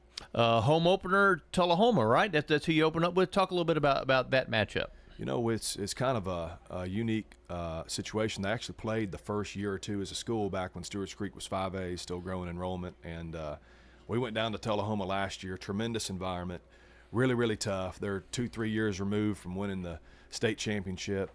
Coach Olive kind of passed the torch on to Coach Coy Sisk, who's done a great job. They had a tremendous team last year, and he's done a great job scheduling with us and Rockville out of their region, and obviously they're always going to play Coffee. And so that community really cares about their team. They're going to be really tough, really well coached, and we're going to have to put a great plan in place to have some success on Friday night. Because Tullahoma has been one of those tradition-rich programs. Because I mean, they've been good for like a long, long time. And of course, all programs have their ebbs and flows, but they've been good for a long, long time. Good to play teams like that on your schedule. Oh, no question. It's good to get your kids out of Rutherford County and playing against different communities and kind of some of those one school towns. And obviously, Coffee County has 2 schools, but Tullahoma is really its own entity. So definitely. Excited about the challenge, right out of the gate. You want to be tested, week 1, and that's certainly going to be the case for us. Well, Coach, I'm sure you'll have the answers. Ben Caudill, Stewart's Creek High School, doing great things over there. If you want to see some good football, see them Red Hawks fly. Coach, we appreciate your time. Yes, sir, and I want to give a shout-out to my son today. He had his first fall ball game sitting next to me, George. The Rangers beat the Reds. He went 3 for 3 with 2 home runs, and so very proud of him and his performance last night. And we're excited to, get our season started this coming Friday night as well. Mom's talent shining through. Coach, appreciate your time. Wish you the best of luck. The Coaches Show is brought to you by Bowen's Body Shop. From dings and dents to full body work, trust Jeff and Kyle Bowen to do the job right. They're located on Middle Tennessee Boulevard. The Blue Raider fan source for officially licensed Middle Tennessee gear is Raider Tees. T-shirts, caps, sweats in all sizes, designs, colors, children's to plus sizes. Raider Tees has decals and license plates to show everyone your favorite team. Plus, check out their wide selection of Blue Raider art, jewelry, even golf tee markers. Show your Blue Raider pride with the largest selection of Blue Raider merchandise anywhere by shopping Raider Tees, 910 Ridgely Road, just before the bridge over Broad behind Chewy's. Pizza. You in a hurry for dinner? Well, we've made it even easier to order online at sirpizzatn.com. Tap the location nearest you and begin your carryout or delivery order at sirpizzatn.com. You can choose from our full menu and we'll take care of the rest. A Queen's Feast is calling my name. Order Murfreesboro's favorite pizza online at sirpizzatn.com. Sir Pizza, you made me love pizza again. Rely on the experienced professionals at Prentice Allsup Heating and Air. If your old unit needs a tune-up, the professionals at Prentice Allsup Heating and Air service all major brands and even offer same-day service in most cases. Keep your home or business comfortable year-round. Call us today at 615-890-1311. Prentice Allsup Heating and Air, your Ring Pro partner heating and cooling contractor on West College Street, just under the Thompson Lane overpass. Online at PrenticeAllsup.com. Craig's Tax Service at 142 Heritage Park Drive offers complete tax preparation, financial, and bookkeeping services. This is Brandon Craig with Craig's Tax Service. We're proud to support all Rutherford County athletes. Craig's Tax Service reminds you that it makes sense to get help with your taxes. Call 890-2233 for an appointment. We've been serving Rutherford County since 1988. Craig's Tax Service, 890-2233. We're just off Memorial Boulevard at 142 Heritage Park Drive. The Prentice Allsup Heating and Air Coaches Corner, fueled by Donut Country and McDonald's Murfreesboro on FM 101.9 and AM 1450 Murfreesboro, FM 100.5 Smyrna, and streaming at WGNSSports.com. The Coaches Show is brought to you by Craig's Tax Service, specializing in personal and business tax preparation, financials, and bookkeeping services. Find out more at craigstaxservice.com. I'm Danny Brewer. I'm back now with Rockvale Rocket, the main man here, Brian Guthrie. Coach, talk to me. How about it? Morning, Danny. How you doing? I'm doing fantastic, Coach. I mean, I like to talk with some of these other guys. You know, we got football coming up. You know, there's a big horse racing day for me. Oh, God. You know, I mean, you and your horse racing. Swim pool still, my swim pool's cranking. I mean, come on, it's all good. You know, exciting times for me, but exciting times at the Rock over there. How about Rockvale, the new football field? You know, just it's been a whirlwind, hasn't it, Coach? It has been a whirlwind, to say the least. Yes, sir. Yeah, we're real excited. I mean, it's been a long project. I mean, I say long. You know, we started in January, and raised, you know, $1.7 million between January and June or July. So, you know, it's just been, it's kind of taken over what I've been doing for the last 6 months. But, you know, it's a great thing. It's beautiful. I think it represents our community well. We're just real excited about it. I think it's going to be great. I think it's going to be the prettiest place to play in the county for sure, if not the state. Coach, when you think about this, I know that, you know, it's been just like you said, it's been a blur, I'm sure, from January. When you think about trying to fundraise and the amount of dollars that you're talking about now, I mean, that's no picnic, I know. But when you think about it, let's put it in perspective here. This isn't like a building block. This is like the whole doggone foundation. I mean, you're really doing something over there. You got to be awful proud of that. I am. You know, it's funny because, I don't know, 10 years ago when I was at Siegel and Greg Wyatt was the head coach and we were talking to Shaw and Warner about putting in turf at Siegel. I think we were going to be able to get the turf done for $500,000. Yeah.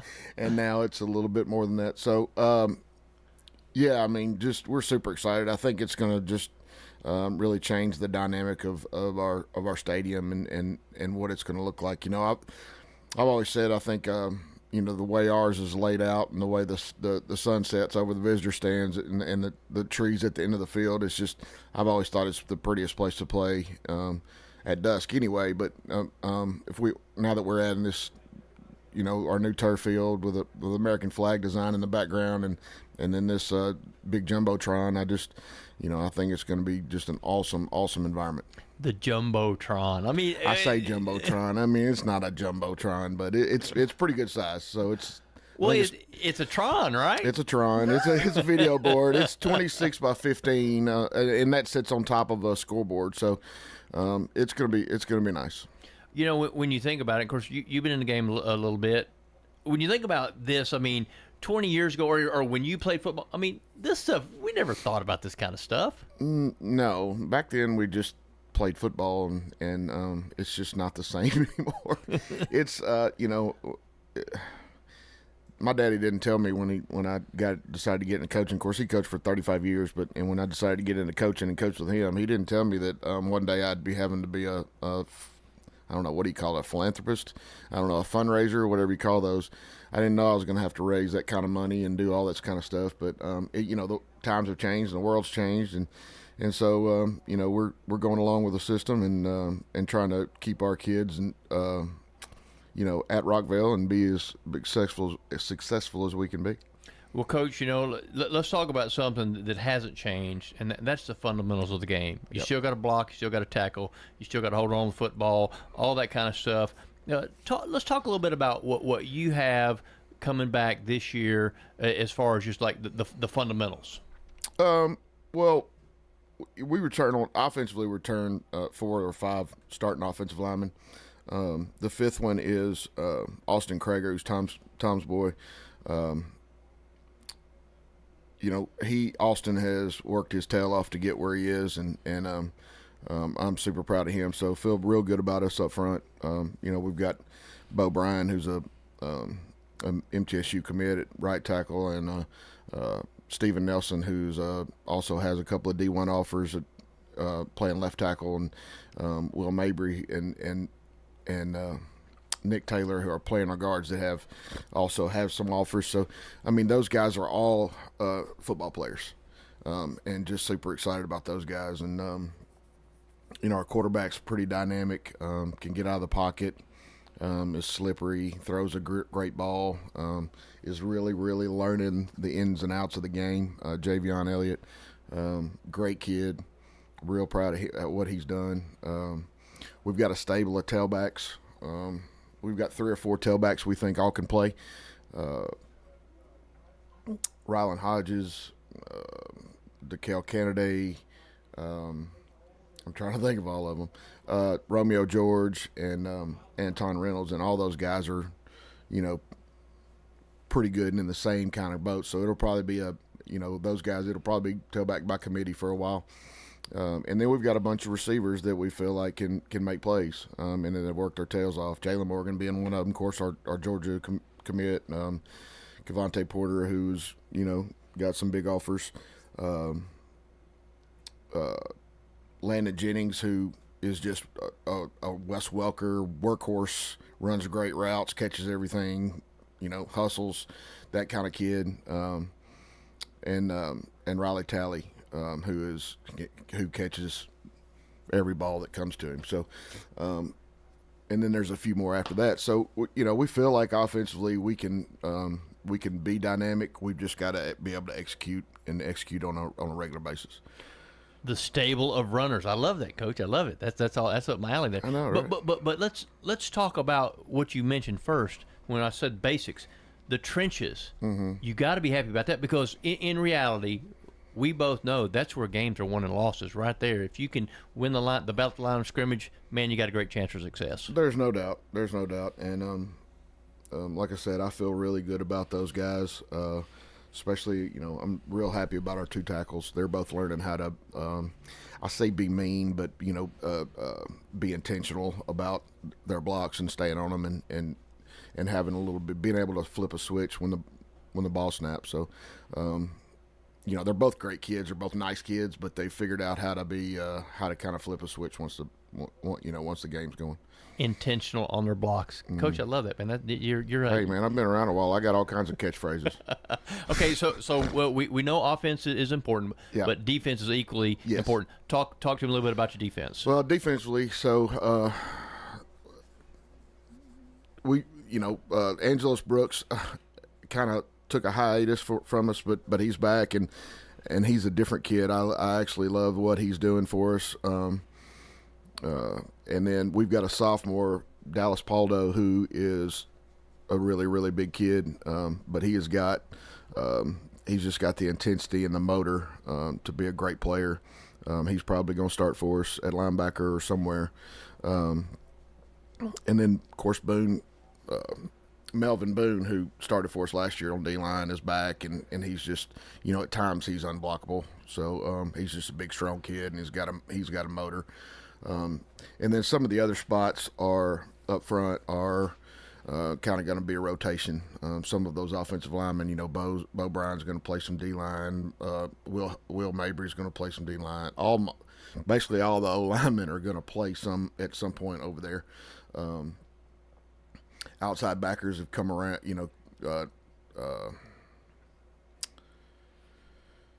Gabe Breeden's our Sam. He's had a great off season.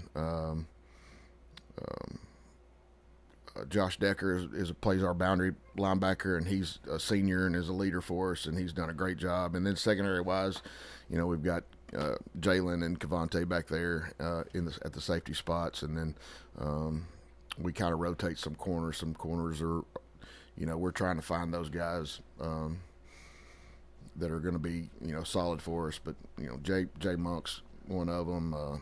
Ty Brown's had a great summer. So, we feel like we're going to be solid over there. Coach Delk does a great job and scheming things up, and so we got to keep people out of the end zone, and we got to score points, and that's what it all comes down to. Well, Steve Willie, one of our old buddies, he's got a very, very simple strategy. I never thought I'd sit here and talk about Steve Willie. Score more than they do. That's right. That's all you got to do. Score more than they do. Yeah. So first game, Nolensville. Is it at Rockvale? It's at Rockvale. It'll be our dedication night. It'll also be military night. So there'll be a lot going on that night. Exciting though, right? I mean, your first game of the year and you're playing it at home. Man, I mean, on this new field, coaches, can it get much better? No, it can't. But I'm kind of ready to get that one over. I'm kind of ready to get through that one. Once I get through that one, I can kind of settle down a little bit. But it's because there's just a whole lot going on to get it all done. Well, and I mean, you mentioned this earlier. You're ready to just be a football coach, yes. Right? Yeah, but and here. I've had, our administrations jumped in, and they've been huge help here, especially this summer. And, so I've got some people that are jumping in and helping me out. So I think it's going to be a great, great night. I think it will too, because Brian Guthrie's at the helm. Rockvale, if you want to see, I encourage you, get over there and see that place. I know Lou Warner did a great job. I know Coach Guthrie has got him headed in the right direction. Brian Guthrie, Rockvale, we appreciate your time and wish you the best of luck. Thank you, Danny. The Coaches Show is brought to you by State Farm agents Andy Womack, Bud Morris, Dana Womack, Celeste Middleton, Ron Reeves, and Emerson Williams. Like a good neighbor, State Farm is there. We're at Rick's Barbecue on Warrior Drive, talking with Anne-Marie Brents. When people walk in and they're like, tell me what's good, I usually tell them the loaded baked potato, which is a fully loaded potato with the butter, sour cream, cheese, bacon, and chives, and then we put meat on top of it. At Rick's, they use the largest potatoes you can find. Every Tuesday, we run a special on the loaded potatoes. We call it Tater Tuesday, and we sell a lot of potatoes. Barbecue, smoked chicken, ribs, they've got it all at Rick's Barbecue, 212 Warrior Drive, and online at ricksbbq.com. You've changed thousands of diapers, played hours of peekaboo and duck goose. You do anything to protect your kids. I'm State Farm agent Emerson Williams, and it's important to protect them with life insurance. I can make it easy and affordable for you to protect your family. Every team knows which play can be a winning move. I'm State Farm Agent Andy Womack, here to help life go right by combining your home and auto insurance. Call me today at 615-890-0850. It's a winning move that saves you time and money. First National Bank of Middle Tennessee. At First National Bank of Middle Tennessee, we show up and have been for 150 years. Let us show you how we do it. I'm John Dietrich, Senior Vice President, Commercial Lender at the Murfreesboro Gateway office. Let me have the honor of helping you and your family achieve its financial dreams. I am a lifelong resident of this community dedicated to making it better. First National Bank of Middle Tennessee. We show up for you. Member FDIC, Equal Housing Lender, NMLS 401715. Dr. Russell McKissick of Tennessee Orthopedic Alliance talks about the grassroots effort in our local schools to ensure proper care for players. To make sure our teams are covered here locally, be there for our trainers. Yeah, it's a passion that we have to try to take care of our athletes here in town and be there just to keep everybody playing as healthy and as best they can. From a community standpoint, one of the most important things you do at TOA, I'd guess. I think it's definitely a way to pay back to our community, just to be there for them and watch some great sports too. Tennessee Orthopedic Alliance, TOA, live your best life. The Prentice Allsup Heating and Air Coaches Corner, fueled by Donut Country and McDonald's Murfreesboro on FM 101.9 and AM 1450 Murfreesboro, FM 100.5 Smyrna, and streaming at WGNSSports.com.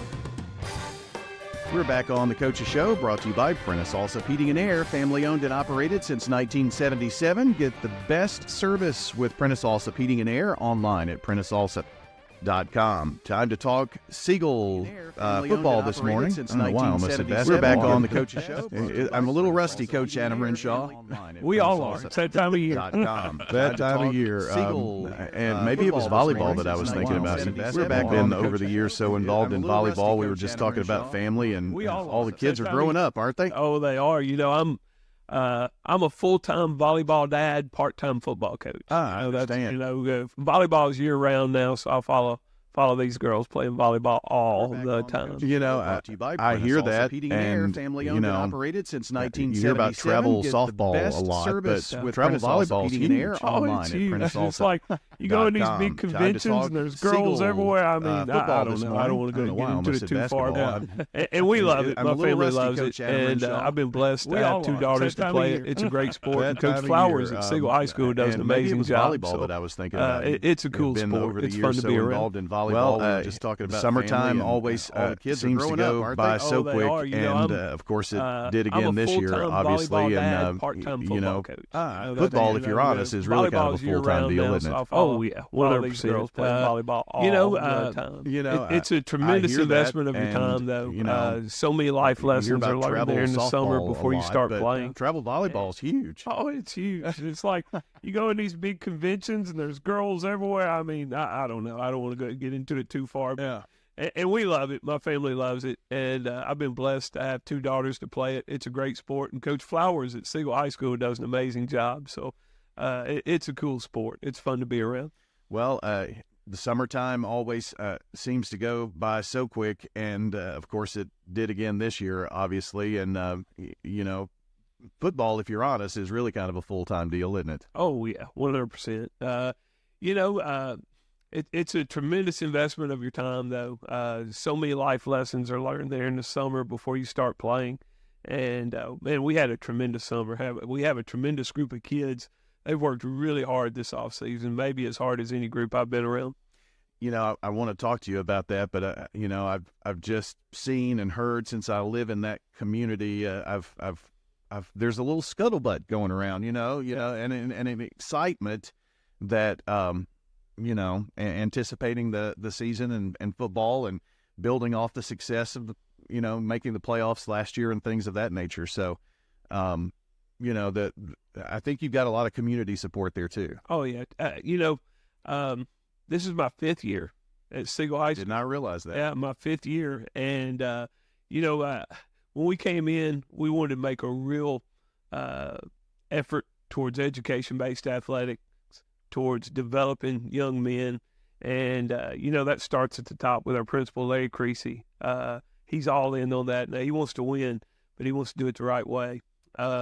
Our AD, Greg White, same type personality, super attention to detail, wants to do things, and he's for kids, but I mean, tremendous community of people. Our booster club, Kelly Santel, our booster club president, super team mom, super president. I mean, she's made so many improvements in our program.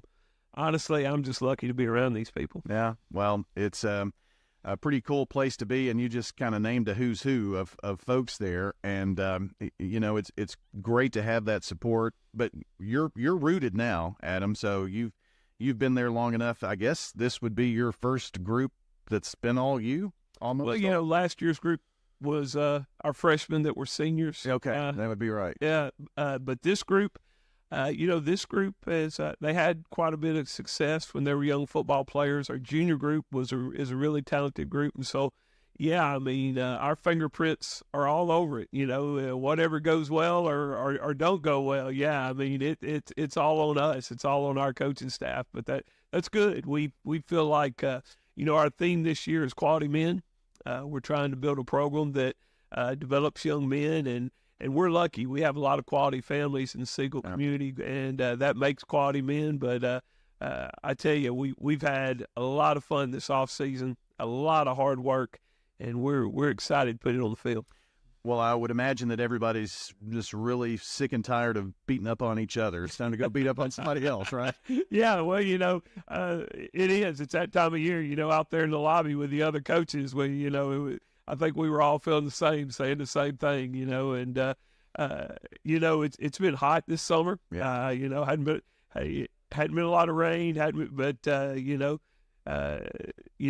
are the times that that's when you make your team. That's when you find out what you got. Adam Renshaw is joining us. He's the head coach of the Siegel Stars. Last year, coach, off to a 4-0 start, and then you had to get to that Rockvale game even to make the playoffs, and did that and won that game in the league. This is whatever your non-region slate is, when you have to go through this district, it's a buzzsaw for anybody. Yeah, and that's the story, and it's been that way for years. Yeah. And it's not changing, is it? Yeah, it's not changing, and our job is to embrace that. I felt like last year we had some really good football players that were seniors that we lost and we're going to miss. You can't replace some of those guys. But on the other hand, we do feel like we've moved the middle of our football team. We've got more depth especially up front on offense and defense. We feel like we've got more kids that can play skill position roles. And last year when the injury bug hit us a little bit, well, it was quite a drop off at times, and so the injury bug hit you big time. Oh yeah, to be fair, yeah. And but that being said, that's part of the game. You're going to encounter that, especially in this league. And now we feel like we got a group where we can manage reps, where we can save hits on kids, where we can play with more depth in ball games, and honestly, be a 6A program. And so, this year is about getting up here and showing we belong in this league. Coach, last year, the schedule from last year to this year is the same. You just flip-flop home and away. You opened up at Shelbyville last year in what was a shootout. He who had the ball last, it seemed. So much for defense being ahead early in the year, right? Yeah, exactly. That was a 55-43 win for your guys, and Shelbyville is a quality opponent, and you get to open up with them on Thursday night. Oh, yeah, and they've got a lot of talent returning, and Coach Dryden does a tremendous job over there. Shelbyville is a cool football community, So we'll have our work cut out for us, and it's that time of year where, everybody's kind of holding their cards close to their vest. Yep. Nobody really knows what each other has. And so, I think Thursday night's going to be a very interesting football game. And of course, I know this is selfish. I want people to come spend money and come see our football game, for our program. But I'm going to tell you, I think it's going to be an interesting game to watch. Yeah, absolutely. We're going to broadcast the game. That'll be our first broadcast, doing 2 games this opening week. And John says thank you for that. So we have to work 2 nights back to back. But anyway, so talk about some of your offensive experience that you've got coming back. Oh yeah, well, the big deal is we've got an experienced offensive line coming back. Our center, Josh Miller, was a starter last year. Every offensive play begins right in the middle of that offense with that center snapping the football. Our right guard, Caleb Payne, he returns a lot of experience. Kind of got a fiery personality, but he's a big kid and is big deal. A kid that played a lot of football for us last year at right tackle was Noah Wright, and he's a kid that has developed himself into a tremendous football player. He's the Beta Club kid. He's the, super smart, super intelligent, loves football. I mean, he's those three offensive linemen in large part have, they're what this football team's about, I feel like. And on the defensive side, you bring back some experience? Yeah, up front. Particularly we got Jesse Beverly, who played a lot of football for us up front on the defensive line last year. A kid named Braden Graves looks to play nose tackle for us. He's been making plays in the preseason, looks really good. Again, up front defensively, I think we're quite a bit improved up there also. We also have a senior linebacker coming back that played up front and at linebacker both last year, a kid named Kobe Ward. A tremendous type A personality. Things have to be done correctly, and demands others do it. Again, there's some really awesome kids that I just brought up right there. You talked about those kids last year who were sophomores and juniors that are now juniors and seniors, and that has been a pretty cohesive group that came through middle school and freshmen and right on through. And while they may not have that a lot of varsity experience, they're number one, really good. Oh yeah, and number two, they've been together for a while. Yeah, 100%. That's the thing. I feel like our players like each other, our kids like each other, and that's a big deal. Yeah. Especially in today's society when we can get lost in our phones and But our kids enjoy the locker room. They enjoy being around one another. It's like two kids that's played a ton of football. Last year's football team had a lot to do with the success we had. Were Kevin Inslee and Andrew Varner, and they play safety for us, and they're the guys that kind of quarterback, make the calls on the back end, and it's going to be exciting seeing those two kids who have been leaders in our program for quite some time take the field and embrace that senior role this year. Well, they were kind of in that next man up mentality because with some injuries last year, you had to pull some kids who maybe didn't have as much on-field varsity experience, but that also can help you later down the road too, and I think you're going to see that pay dividends for you. Well, Kevin Inslee played. He had a slight injury after a ball game, and we were worried about him finishing the season. And I think from game 5 on, he played every snap, offense and defense, for us to finish the year. Varner was injured a little bit last year, and that hurt us tremendously. And we got him back, and he was a big reason why we won that Rockville game. And so, we have some kids kind of sprinkled in there that we hope give us quite a bit of experience going into next year to help us out.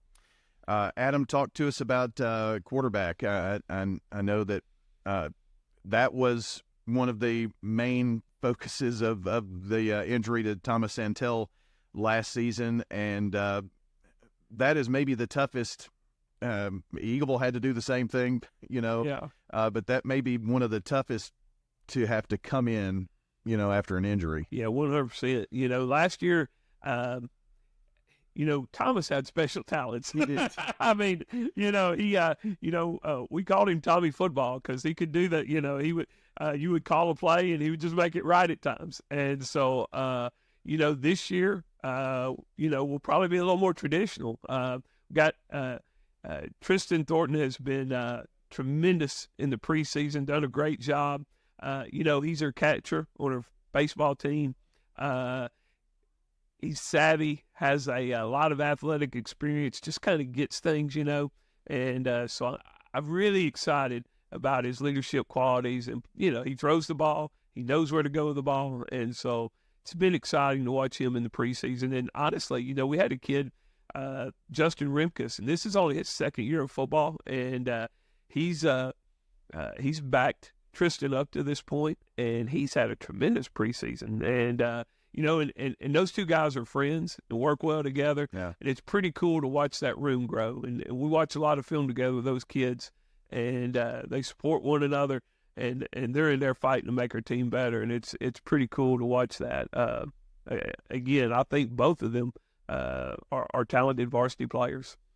Adam, appreciate you coming in this morning. We look forward to being there on Thursday night, and good luck against Shelbyville. And the season's here. It's time to go. Yeah, let's go, man. I'll see you next Saturday. Sounds good. Thank you, Coach. That is the head coach of the Siegel Stars, Adam Renshaw, on the Coaches Show, brought to you by Parks Auction Company.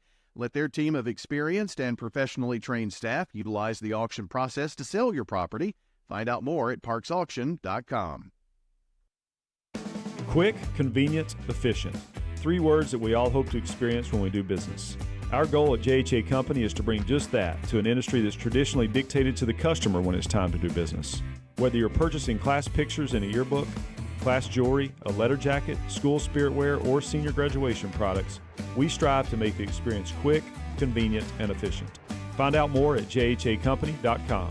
JHA, your one source for an unparalleled scholastic experience.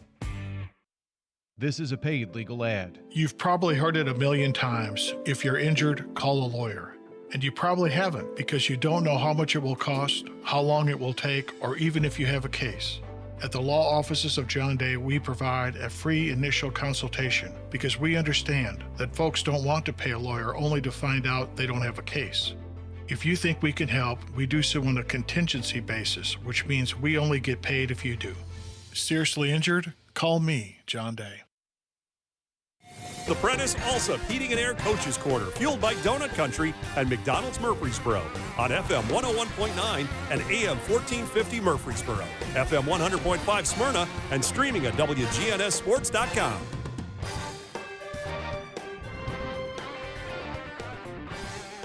We're back on the Coaches Show, brought to you by Little Caesars Pizza, with 4 Murfreesboro locations: Memorial Boulevard, Warrior Drive, South Rutherford Boulevard, and Old Fort Parkway. Get hot and ready pizza from Little Caesars. Time to chat Eagleville football this morning.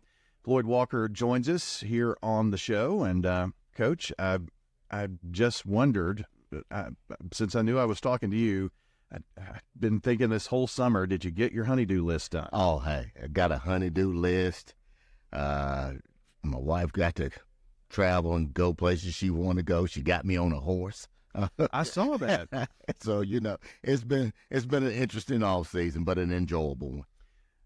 How did she do that? I have no idea. Okay. I have no idea, but we did have a discussion about her posting pictures of it. Yeah. That was part of the negotiation. There's no pictures. We'll put one up on the website so if folks can see it if they. No, I'm just kidding. Yeah, let's don't say we do that too. Appreciate that.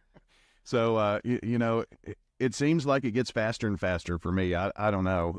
Summer just goes by so quick, and all of a sudden here we are. Well, it seems like we've never stopped. Yeah. Even just walking in here this morning, it seems like, hey, it's got to feel like we were doing the same thing last week. So I don't know if that's our age, telling us something, but it is. It's gotten on us really quick. Well, this is like the 30th year for doing this show for me, or something like that. So, and I would just ask you how long you've been at Eagleville as the head coach. That's 2010. Well, no, I got to Eagleville as an assistant in 2010. Okay. I think I've been the head coach since 2016. 16. Yeah, that's still long enough. Yeah, it is long enough. It is long enough. We're coming up on a decade here in a couple of years, aren't we? Eagleville obviously is, as you drive through the community and you think it's some sleepy little town, but I mean, things are beginning to pop out in Eagleville. They're growing, and they're growing at a fast pace. You see communities right across from the school starting to explode and starting to become a little bit larger. There's rumors that there's getting ready to be another subdivision built out there. So I think we've been found out. So, but I mean, it still has that small feel to it. So that's something that we all appreciate. I would assume that with all that's being developed and coming out there, that enrollment continues to go up some. Yeah, I think it does. I'm not sure we'll turn our numbers into TSSAA this year because it's the year for reclassification, and we'll do that sometime. I think, in August, sometime in September. So, and I'll get a final number about how many high school kids we have in the building now. But it's probably grown up a little bit since Rockville opened up and took some kids away from it. Hovering around that single A, double A, Right. It's always kind of been where Eagleville has been. So I guess we'll see. Oh yeah, we'll see, and whatever happens, it's going to happen. But it's one of those deals that we're fortunate enough to where we have several schools, whether it's 1A or whether it's 2A, that's still kind of close to us, and we can still kind of keep some of the rivalries intact that we've had for years. Yeah. When you do that reclassification, also you don't know what the bottom number is going to be because everybody turns them in. Right. And you've got to get that range. And right. Where is that cutoff? That cutoff moves. Yeah, and it's the one deal if you're in 1A football or 1A basketball, it's like where does 2A begin? Mm-hmm. And where 2A begins, everybody else falls underneath that. So that's all what you're really looking for. Yeah. Well, last year, Coach, 7-5 season and into the second round of the playoffs, and just kind of maybe a brief word about last year and how that's kind of every year is a building block to the next. It is. I mean, we went in the last season. We had high expectations. We were fortunate enough to win 7 games. There was a couple of games that didn't go our way that we still felt like we could have played better, and the outcomes could have came different. But you'll take 7. You'll always take more wins than you'll take losses, and I thought the seniors on last year's squad did a great job of handling everything. We had a couple of injuries, especially a quarterback, and but I thought those kids did a tremendous job of laying the foundation about where we're gonna move forward to. You went through a gauntlet early, and by mid-season 3-2, and you won 3 games in a row before getting to the second round of the playoffs and falling to Moore County. So, but you really had to do some things at the end of the year to even talk about playoffs. Yeah, we did. We knew going toward the end of the year we backed ourselves in a corner and that we had to really close out the season strong, and our kids did that. They fought for one another, and that's what you love seeing about the Eagleville kids. Is when they get backed in the corner, they will rally around one another and they'll try to make sure that they achieve their goals. When you have a spotlight quarterback, Coach, that you're having to work around, I don't know if there's any harder position. Maybe there are some positions that are just as hard, but I mean, when you've kind of got the offensive team captain there and making it go, you're the guy. You're basically the face of the team if you're the quarterback, and there's a lot of information that you have to be able to process and have to process at a very rapid pace because it's ever changing. Defenses are ever changing right before your eyes, and we're asking our kids to handle a lot. And I thought that last year's kids did a tremendous job with Brody McLemore and Will Becker, and we think the same thing's going to happen with this group of kids. Well, the time of beating up on each other is about over now. It's over. Like, everybody's asking, where did we have a jamboree last night? We never do a jamboree before the season starts. We always give them the Friday off prior to it.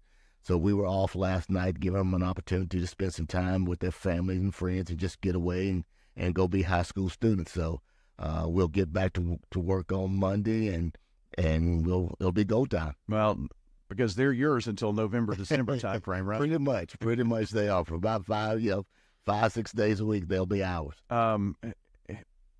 Talk a little bit about the dedication that it takes to be a football player. I mean, 5 or 6 days a week. I mean, you're talking about being there after school and all of the hours that it takes. Then you've got your schoolwork on top of that, and then you play a game on Friday nights, and the weekend is a quick turnaround, and you're recovering, and then back at it again. I mean, it can be grueling. It's a grind. It's a grind for a high school young man, especially with so many other options out there for them. When you start talking about what your friends are doing, they're going here, they're going there, but the school bell rings at 2:45, and you know that you gotta go get your equipment, hop outside in 90-degree heat. It's gonna be sweating. You're gonna have people beating on you, and you got to do it every single day. It says a lot about these young men. It says a lot about young people when people talk about society's change. there's still young people out there. There's young people out there that are good people, that are hardworking people, and hopefully we're adding to that with the way we run our program. Well, like I mentioned, all that banging on each other is done, and we've got Floyd Walker joining us, Eagleville football coach. We're talking about Eagleville Eagles this morning. The season is here, whether we like it or not. Right, I mean, it's, the hay's in the barn. Yeah, right, ready or not, it's here. Yeah, exactly right. And we're looking forward to. I think every team right now is tired of practicing. I think I think that this preseason, I think we practiced a little bit longer than you normally did because the starting game got backed up 1 week. So whether we had 7 or 8 weeks to prepare for it, but it's time to go play and see exactly what you've got and what you need to correct and see how better you can become. Yeah, my phone all last week was telling me, that this is the week, and it wasn't. Right. It's just the way the dates on the calendar fell. Yeah, exactly. Why? And I don't know. I don't know if it's leap year, whatever it may be, but it was just kind of strange having this amount of time, and it's one of those deals where you had to be cautious to make sure you weren't trying to do too much, and you'll never know whether you did too much or too little until you go play. So we're excited about the opportunity that's going to come this Thursday night. Well, you want to have as many kids available as you got, and as healthy as you are going into that first game, and I assume that you are. Yeah, we're pretty healthy right now. I mean, we may have a couple of nicks and bruises, and maybe a couple of little sprained ankles, but overall we're fairly healthy right now. Well, you mentioned Thursday night. That's your first game, Providence Christian, and I know last year was kind of their dip of the toe into it and building a program out there, and so. What do you know about PCA? I know they're going to be fundamentally sound. They're going to play extremely hard. They're going to be physical. Coach Ferguson does a super job with that program. I know their quarterback's going to be a good player, and Tate Marks. Tate was a starter for them last year. Tate played for Eagleville as a freshman because he was enrolled at Central Magnet, so we have a history with him. And plus, I have a big history with his dad, Clint, who played quarterback in middle when I was over there. So it's going to be a challenge. We're opening up. We're playing at MTSU, which will be something pretty cool for our kids to have an opportunity to play in a college stadium and have a kind of a college vibe to it. So I'm excited for our kids to have that opportunity to experience that. Yeah, it's going to seem much bigger, but what's between the hashes is the same. Right. Hey, that's what happens. And normally what happens, Coach Dollar used to tell us a long time ago, if you were a player, you play in the middle of second and broad, so it don't really matter. But we're excited about it, and we're looking for the opportunity and the challenge. I guess strolling those sidelines again will be cool too. It's going to be kind of different. Yeah. I hadn't been over there in quite some time. It's going to be.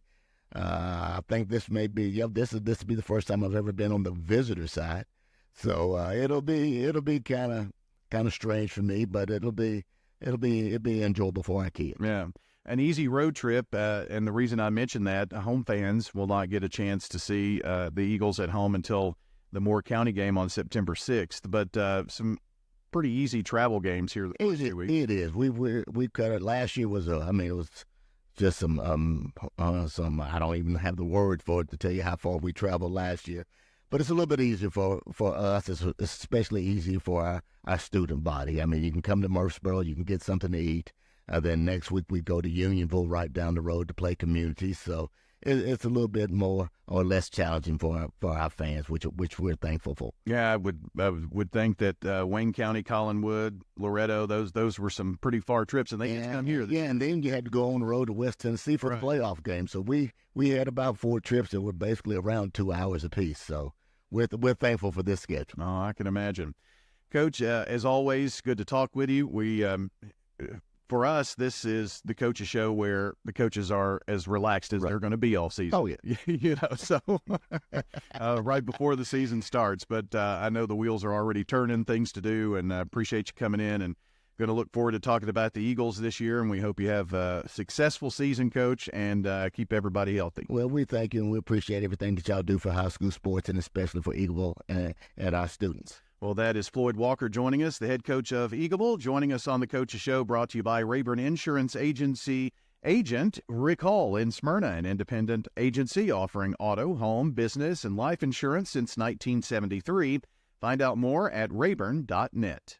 Hello, this is Coy Young at Las Casas Feed Supply. We'd like to welcome you to our door. I'm Ian Young. I'm at Las Casas Feed Supply. I'm selling beef and pork, 100% Angus, raised here in Las Casas. Come get you some. Everyone's favorite cuts available, even options to purchase a quarter of a steer. We got the beef. Hello, everybody. Las Casas Feed Supply. Family owned and operated, Las Casas Feed Supply on Barlow Lane, just off Highway 96 East. Hi, I'm Lee Colvin, your Edward Jones financial advisor. And while you've heard the saying, slow and steady wins the race, that same concept can be applied to long-term investing. Investing a little bit at a time on a regular basis can really add up. We call this systematic investing, and though it doesn't guarantee a profit or prevent a loss, it's a way to take advantage of market volatility instead of enduring it. Give me a call, Lee Colvin, at 615-907-7056. Edward Jones, member SIPC. It's time to talk MTCS sports. It's Cougar Corner, fueled by Donut Country and McDonald's Murfreesboro. Presented by Tennessee Orthopedic Alliance. TOA, live your best life. Online at TOA.com. We're joined by Middle Tennessee Christian School coaches to talk about their most recent games and their upcoming opponents. It's time to talk orange and white on MTCS Cougar Corner. We welcome you into MTCS Cougar Corner, the first Cougar Corner of the season, and it is time to talk some football, of course. Football coach Christian Peterson is our guest, and will be here on Cougar Corner as far as things go. And, Coach, good morning to you, first of all. Good morning. Appreciate you guys having me. Yeah, good to have you here. Last year, you set a Cougar Corner record for most consecutive appearances by the football coach on Cougar Corner. As the whole thing is how far the season goes. We're talking football until there's no more football to talk about, and so we had the most successful season in school history last year, obviously. Yeah. Last year was a lot of fun. It was, it was a good time. Our kids played really hard, and I was proud of them for again how they played and the effort they played with, and being able to stay focused. When that season gets long, it's real easy to start feeling down and feeling the aches and the pains and all that. And they kept showing up, they kept having fun, and those are the fun years. You have probably talked ad nauseum about the whole season. I know that there have been coronations all over the county, but it's pretty special. I mean, this group of guys, this student body class is gonna remember that when they come in for their 10-year and 20-year reunions. Absolutely.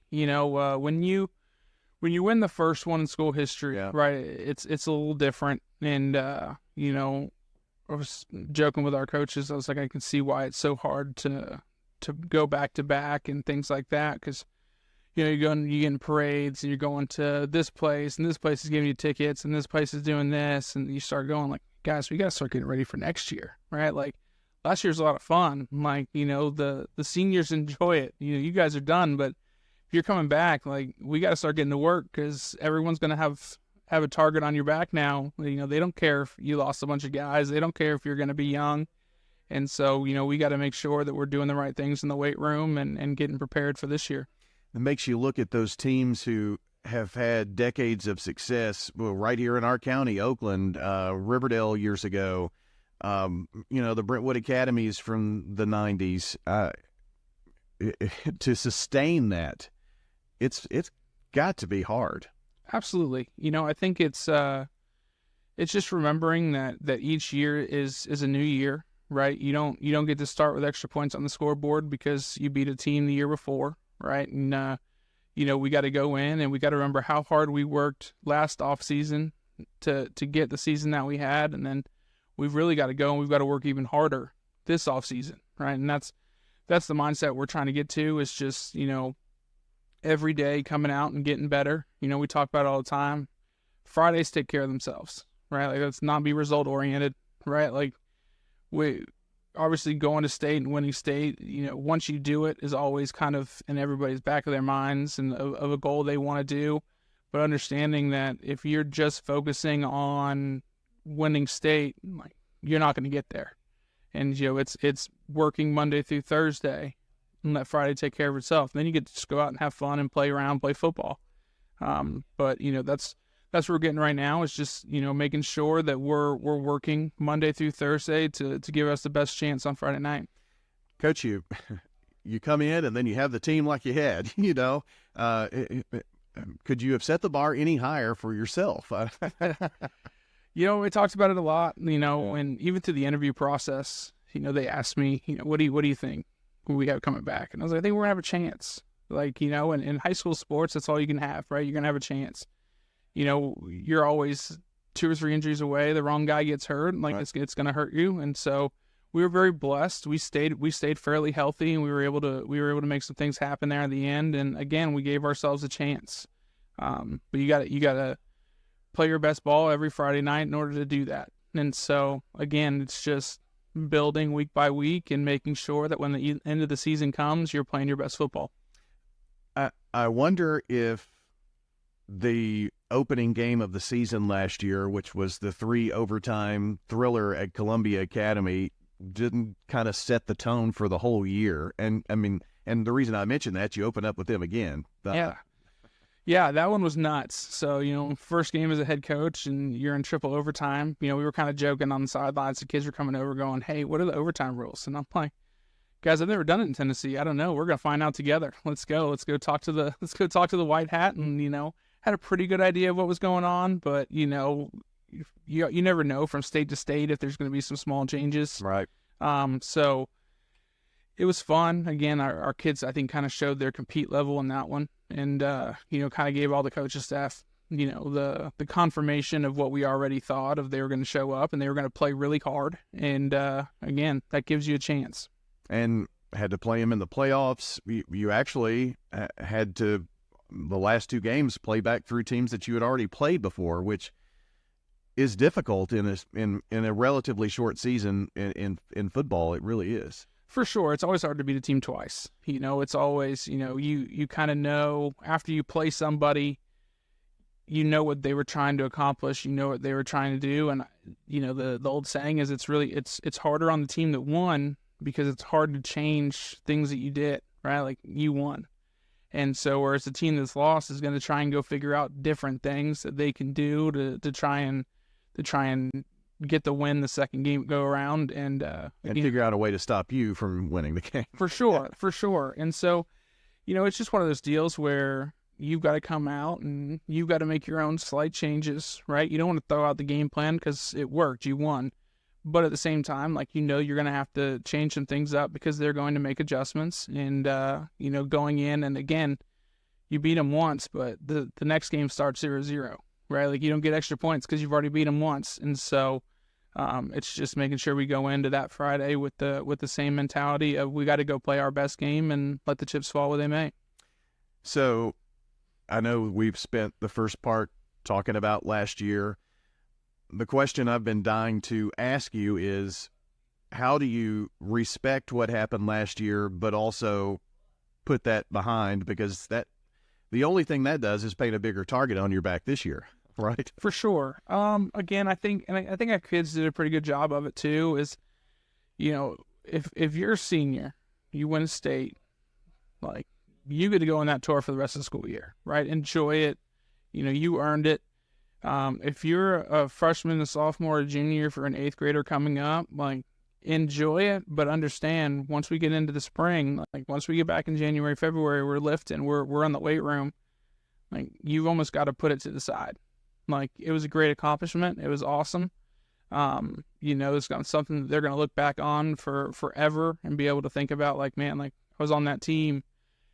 And I don't ever want to take that away, but at the same time, understanding that more games are coming in the fall and it's going to come up quick. And we got to make sure that we're ready to go for this season. You had a dynamite senior class last year, and you've talked about that group of seniors a lot. In the lobby, you were talking about, Yates Guerin and Harris there, and the different pieces, Eli Wilson, of course, and those guys achieved the ultimate, winning the state championship with their team. But also you've got some big shoes to fill with the underclassmen that are now going to have to step up and into those roles that those guys and more had. For sure. And I think one of the things we've done is we're not trying to have, like, Briggs Boyd's going to play quarterback for us. And, like, we told him, like, you don't need to be Yates, right? Like, you need to be Briggs Boyd. If you spend the whole season trying to do everything that Yates did, like, you're not going to be very good, right? Like, you need to go out and be the best Briggs Boyd you can be. You're going to do some things different, right? There's some things you might do better. There's some things you might not do as well. And, like, that's okay. But, like, let's build it around what you do well. Same thing, like, up front. Like, don't try and be Jesse, right? Like, Jesse was a really good football player, right? And, you know, the goal can be to be what he was, right? But, you know, go out and do what your strengths are, right? Like, you know, go out and do what makes you a good football player. And same thing with all of our backs. Like, don't try and make every run like Eli made runs. Go make runs like you make runs, right? Like, if you're Travian Mathis or Shy Murphy or any of those running backs, like, run like you guys run, you know, and, you know, don't try and just mimic what's happening in front of you. Like, go out and, like, you're here. We put you in a position where you think you're a good player. I want you to go be the best player you can be. And so, you know, I think they're starting to buy into that, right? And understanding too that, like, yes, we're replacing some big shoes, but, you know, I want you to put your own flair on it, right? It's important that you get out there and you play your game, right? And if you try and play somebody else's game, then it's just going to hurt you in the long run. Just go out there and do what you do well, and we'll be all right. Christian Peterson joining us on MTCS Cougar Corner this morning, talking football. You know, as you were saying that, I was thinking about Eli, and, you know, last year, you know, a 40-yard run, but for 10-yard runs, the only difference is it takes just a little more time. So, I mean, that's just as good, right? Absolutely. You know, we were very explosive last year. Right. And again, I think it helps when you're older. This year, you know, we've got freshmen and sophomores running around everywhere. And so, you know, there's nothing wrong with a 7-8 yard run, right? Like, that's a really good play. And so, you know, it's one of those things we talked about again of just not every play is going to score a touchdown, right? Like, not every play is going to go to the house. And so get to the gap that you're supposed to get to, you know, run physical and go get what you can. And then let's huddle up and let's call the next play. You know, the important thing is just understanding what your job is. If you just do your job and all 11 people do their job consistently, we'll be okay. Last year's squad obviously was what I think you could characterize as senior laden. How would you characterize this year's team? So I love my senior group this year. It's just small. There's only 4 of them, which is, you know, probably the smallest senior class I've had in my coaching career, you know, even back in Florida. But I really like them. They're all learning how to be vocal leaders. You know, our group last year was very vocal, whereas this group they're not naturally very vocal kids, right? Like, one of the dads of one of our players was like, yeah, I know, I heard him talking at practice, and I was like, oh, he has a voice, like he can talk. And so, but they're growing into it, and they're doing what they're supposed to do. You know, Briggs Boyd, Owen White, Brady Young, Braden Box, like they've all really bought in, and they've understanding that you know, you're the senior now, right, wrong, or indifferent. People are going to look at you a little differently because you're a senior, and you know, it's on them to kind of help the coaches lead, right? Because if it's just the coaches leading, then we're not going to be very good. And so, again, I think they've really embraced that role, and they're helping the young guys come around, because we have a lot of freshmen and sophomores. We're young. We got a lot of freshmen and sophomores starting for us. And, you know, again, what I've kind of told them was, like, nobody cares that you're young, right? No one's going to take it easy on you because you're young. No one's going to let you just kind of get your feet wet and get into it, right? We're going to go play Columbia Academy this week, and they're going to return a bunch, and they're going to be an older team. Like, we're young. We've got to come out. We've got to play physical, and we've got to do our job. If you do your job, we're going to be okay. You know, we've got to continue to get more consistent. I think that's normally the what's different between an older team and a younger team is the older teams are a little bit more consistent. And so it's one thing that we've been harping on is don't ride the roller coaster. Go out and just, if a play goes wrong, a play goes wrong. It's okay. But don't get frustrated by it and then let it affect the next one. You know, and just because then that affects the series. Right. And so, like, it can snowball on you quick. And so, again, I think that's the biggest thing we're pushing right now is just consistency. We talk about it every day at practice, and we might not be where we want to be in weeks 1, 2, 3, but if we just keep working Monday through Thursday, we're going to be okay as we get into the later parts of the year, and then you get into the playoffs and you got a chance. Once the playoffs start, everyone's back to 0-0, and you get to just go play on Friday night. Christian, I mentioned this earlier, and there is a pressure of winning the gold ball for the team that follows. And some of that is just because you're going to get the team's best effort, especially this year because you're playing the same exact schedule, just swapping home and away. And so they know what happened last year. Opponents will kind of look at it as a chance to get revenge for a close loss or whatnot. So that target can also be a little intimidating too. So how are you going to handle that? I think you embrace it, right? Like, yeah, there's a little bit more pressure on you, but it's better to be the team that's coming off the win, right? And so embrace the expectations. And it's respect. Yeah, too, right? Absolutely. We talk about it all the time. We got to play to our standard. We really don't. We can't worry about who we're playing. We can't worry about all that stuff. We've got to take care of us. And so, again, I think it just comes down to we've proven that if you stick with the process and you do what you're supposed to do, good things can happen. And, it might not be every year. I don't know a high school team in the country that's won a state championship every single year, right? But you stick to the process, and you can give yourself a chance. And again, it's good to have those expectations because it means you've done something, right? It means that you're going in the right direction. It means that the program has respect. And, I would rather have that than the team that nobody cares about that, I guess we're going to play them. Doesn't really matter, right? Like, I want to be that team that teams are like, all right, we got to buckle up our chin straps. We got to go, and TCS is showing up. And so, again, understanding that it's a new season, right? Like, we got to go out and we got to do it again this year. But, it's the program's in a good place. The program's just going to continue to get better. And, especially as our young guys continue to get snaps and continue to get playing. And, again, we get this thing rolling. As the season goes on, we're going to be okay.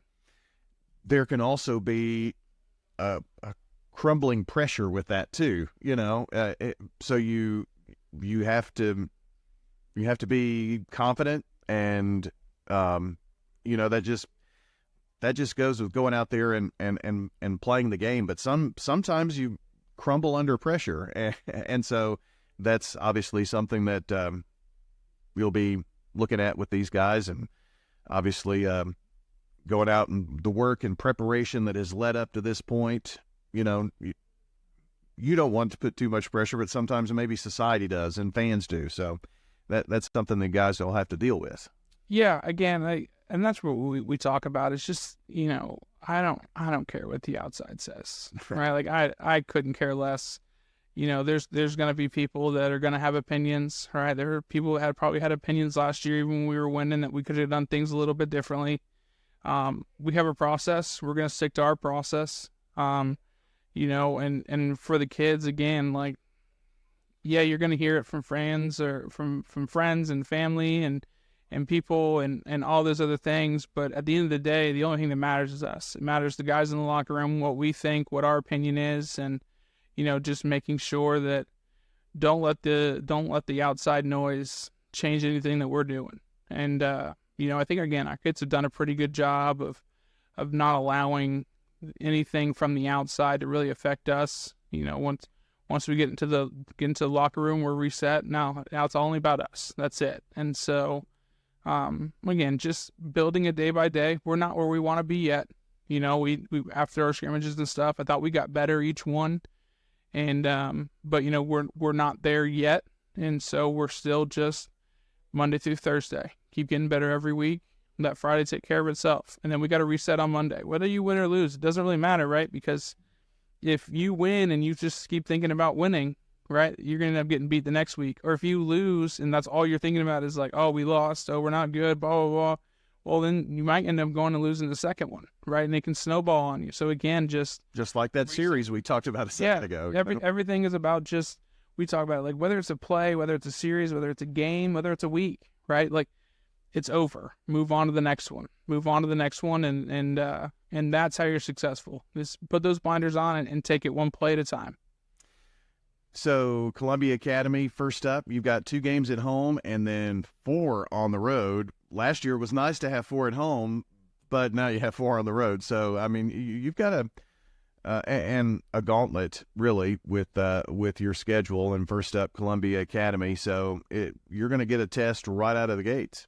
Absolutely. And I think it'll be good for our kids, right? Like, Columbia Academy is a lot of people's pick to go and win the whole thing. You know, they were right there last year.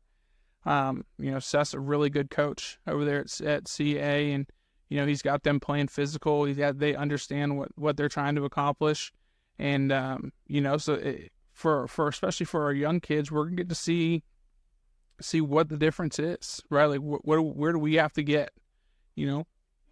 Obviously, hopefully we come out, we can go out there and give ourselves a chance, and, you know, but at the same time, like, understanding that, like, we got to come out and we just got to play our game, right? And go out there, do what we do, let the chips fall where they may. You're going to see what the highest level is in our classification right off the bat, and we'll make adjustments based off that, and then we just kind of get rolling. You know, then we got to, again, put the blinders on, and then we're going to week 2. And so when you talk about going on the road for 4 games, you never like being on the road for a month. You know, the entire month of September, we're gone.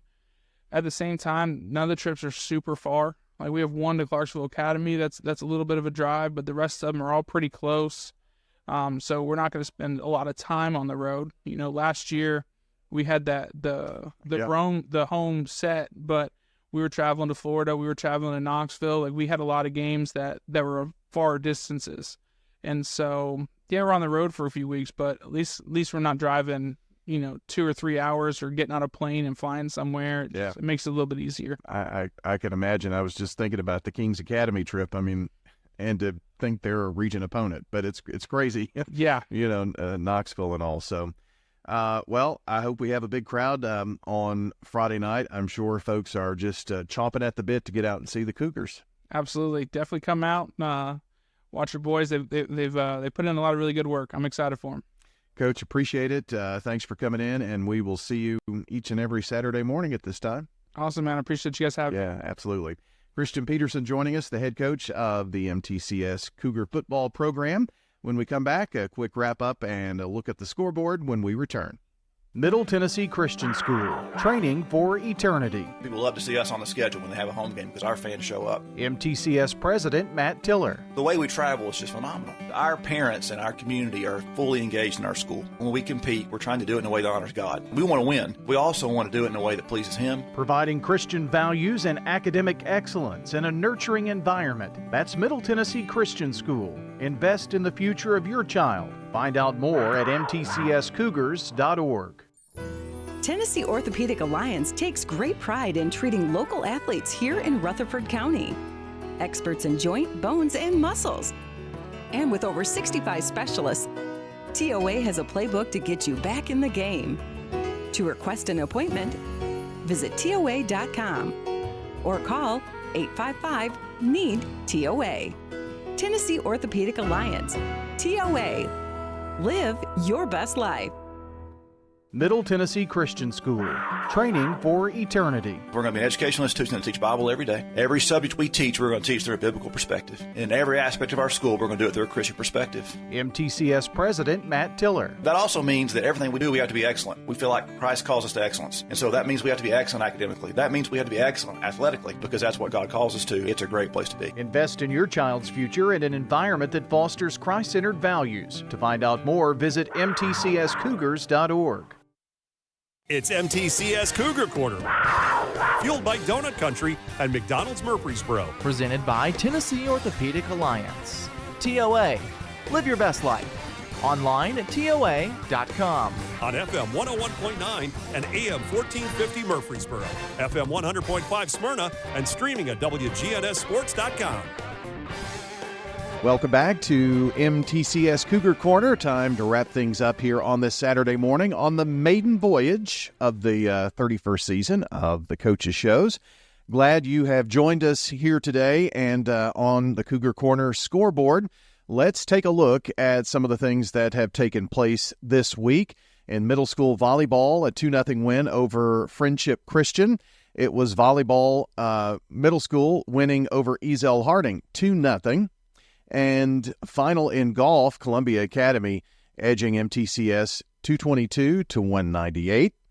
On Thursday afternoon, middle school JV volleyball defeated PCA 2-0, and it was middle school football, or the 5th and 6th grade football team rather, defeating PCA 34 to 16. The football middle school team over PCA 46 to 16. To middle school volleyball, JV middle school volleyball, a winner over PCA 2-0. It was PCA in middle school volleyball defeating MTCS 2-0. And also on Thursday in soccer, Cannon County defeating MTCS girls soccer 4-2. So what are some things coming up this week? Well, today you've got middle school volleyball playing in tournament action, and beginning Monday, golf will take on Central Magnet. It'll be JV volleyball at Brentwood Academy, or hosting Brentwood Academy. I honestly can't tell. So they're playing each other anyway.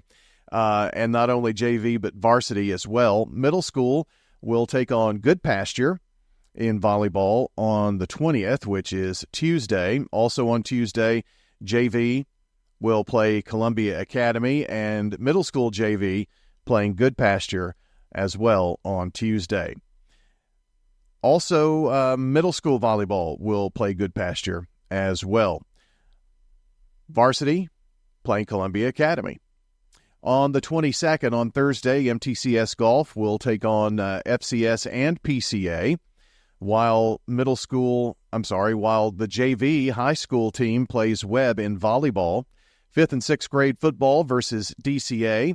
That also on Thursday. Ezel Harding Christian School versus MTCS Soccer at 5 o'clock coming up on Thursday. Also on Thursday at 5:30, the middle school volleyball team versus Ezel Harding. Varsity volleyball versus Webb around 5:45 or so. And it will be middle school football taking on DCA at 6:30. Middle Tennessee Christian School will also have the football game, of course, on Friday night with Columbia Academy. 7:30 will be the kickoff from MTCS. And that is a look at everything coming up. A pretty busy slate of things that are going on. MTCSathletics.com. That's new, MTCSathletics.com. A great place to go to get updates on the Cougars, their stories there. There are schedules, results. You can find all of it at MTCSathletics.com. A great brand new looking website there for Middle Tennessee Christian School sports. Well, it has been our honor to be with you this morning. I want to thank all of the coaches for making their way out today. It's game week. Next Saturday morning, we'll be talking about results, talking about the games.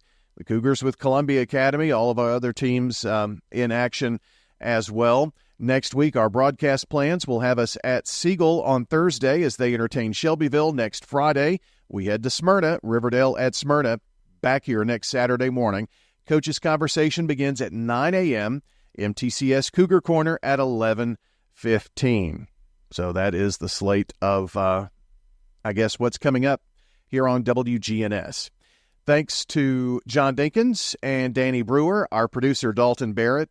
I'm Brian Barrett, and it's time for high school football starting next week. Hope you have a great weekend again, everyone, and we will see you next time.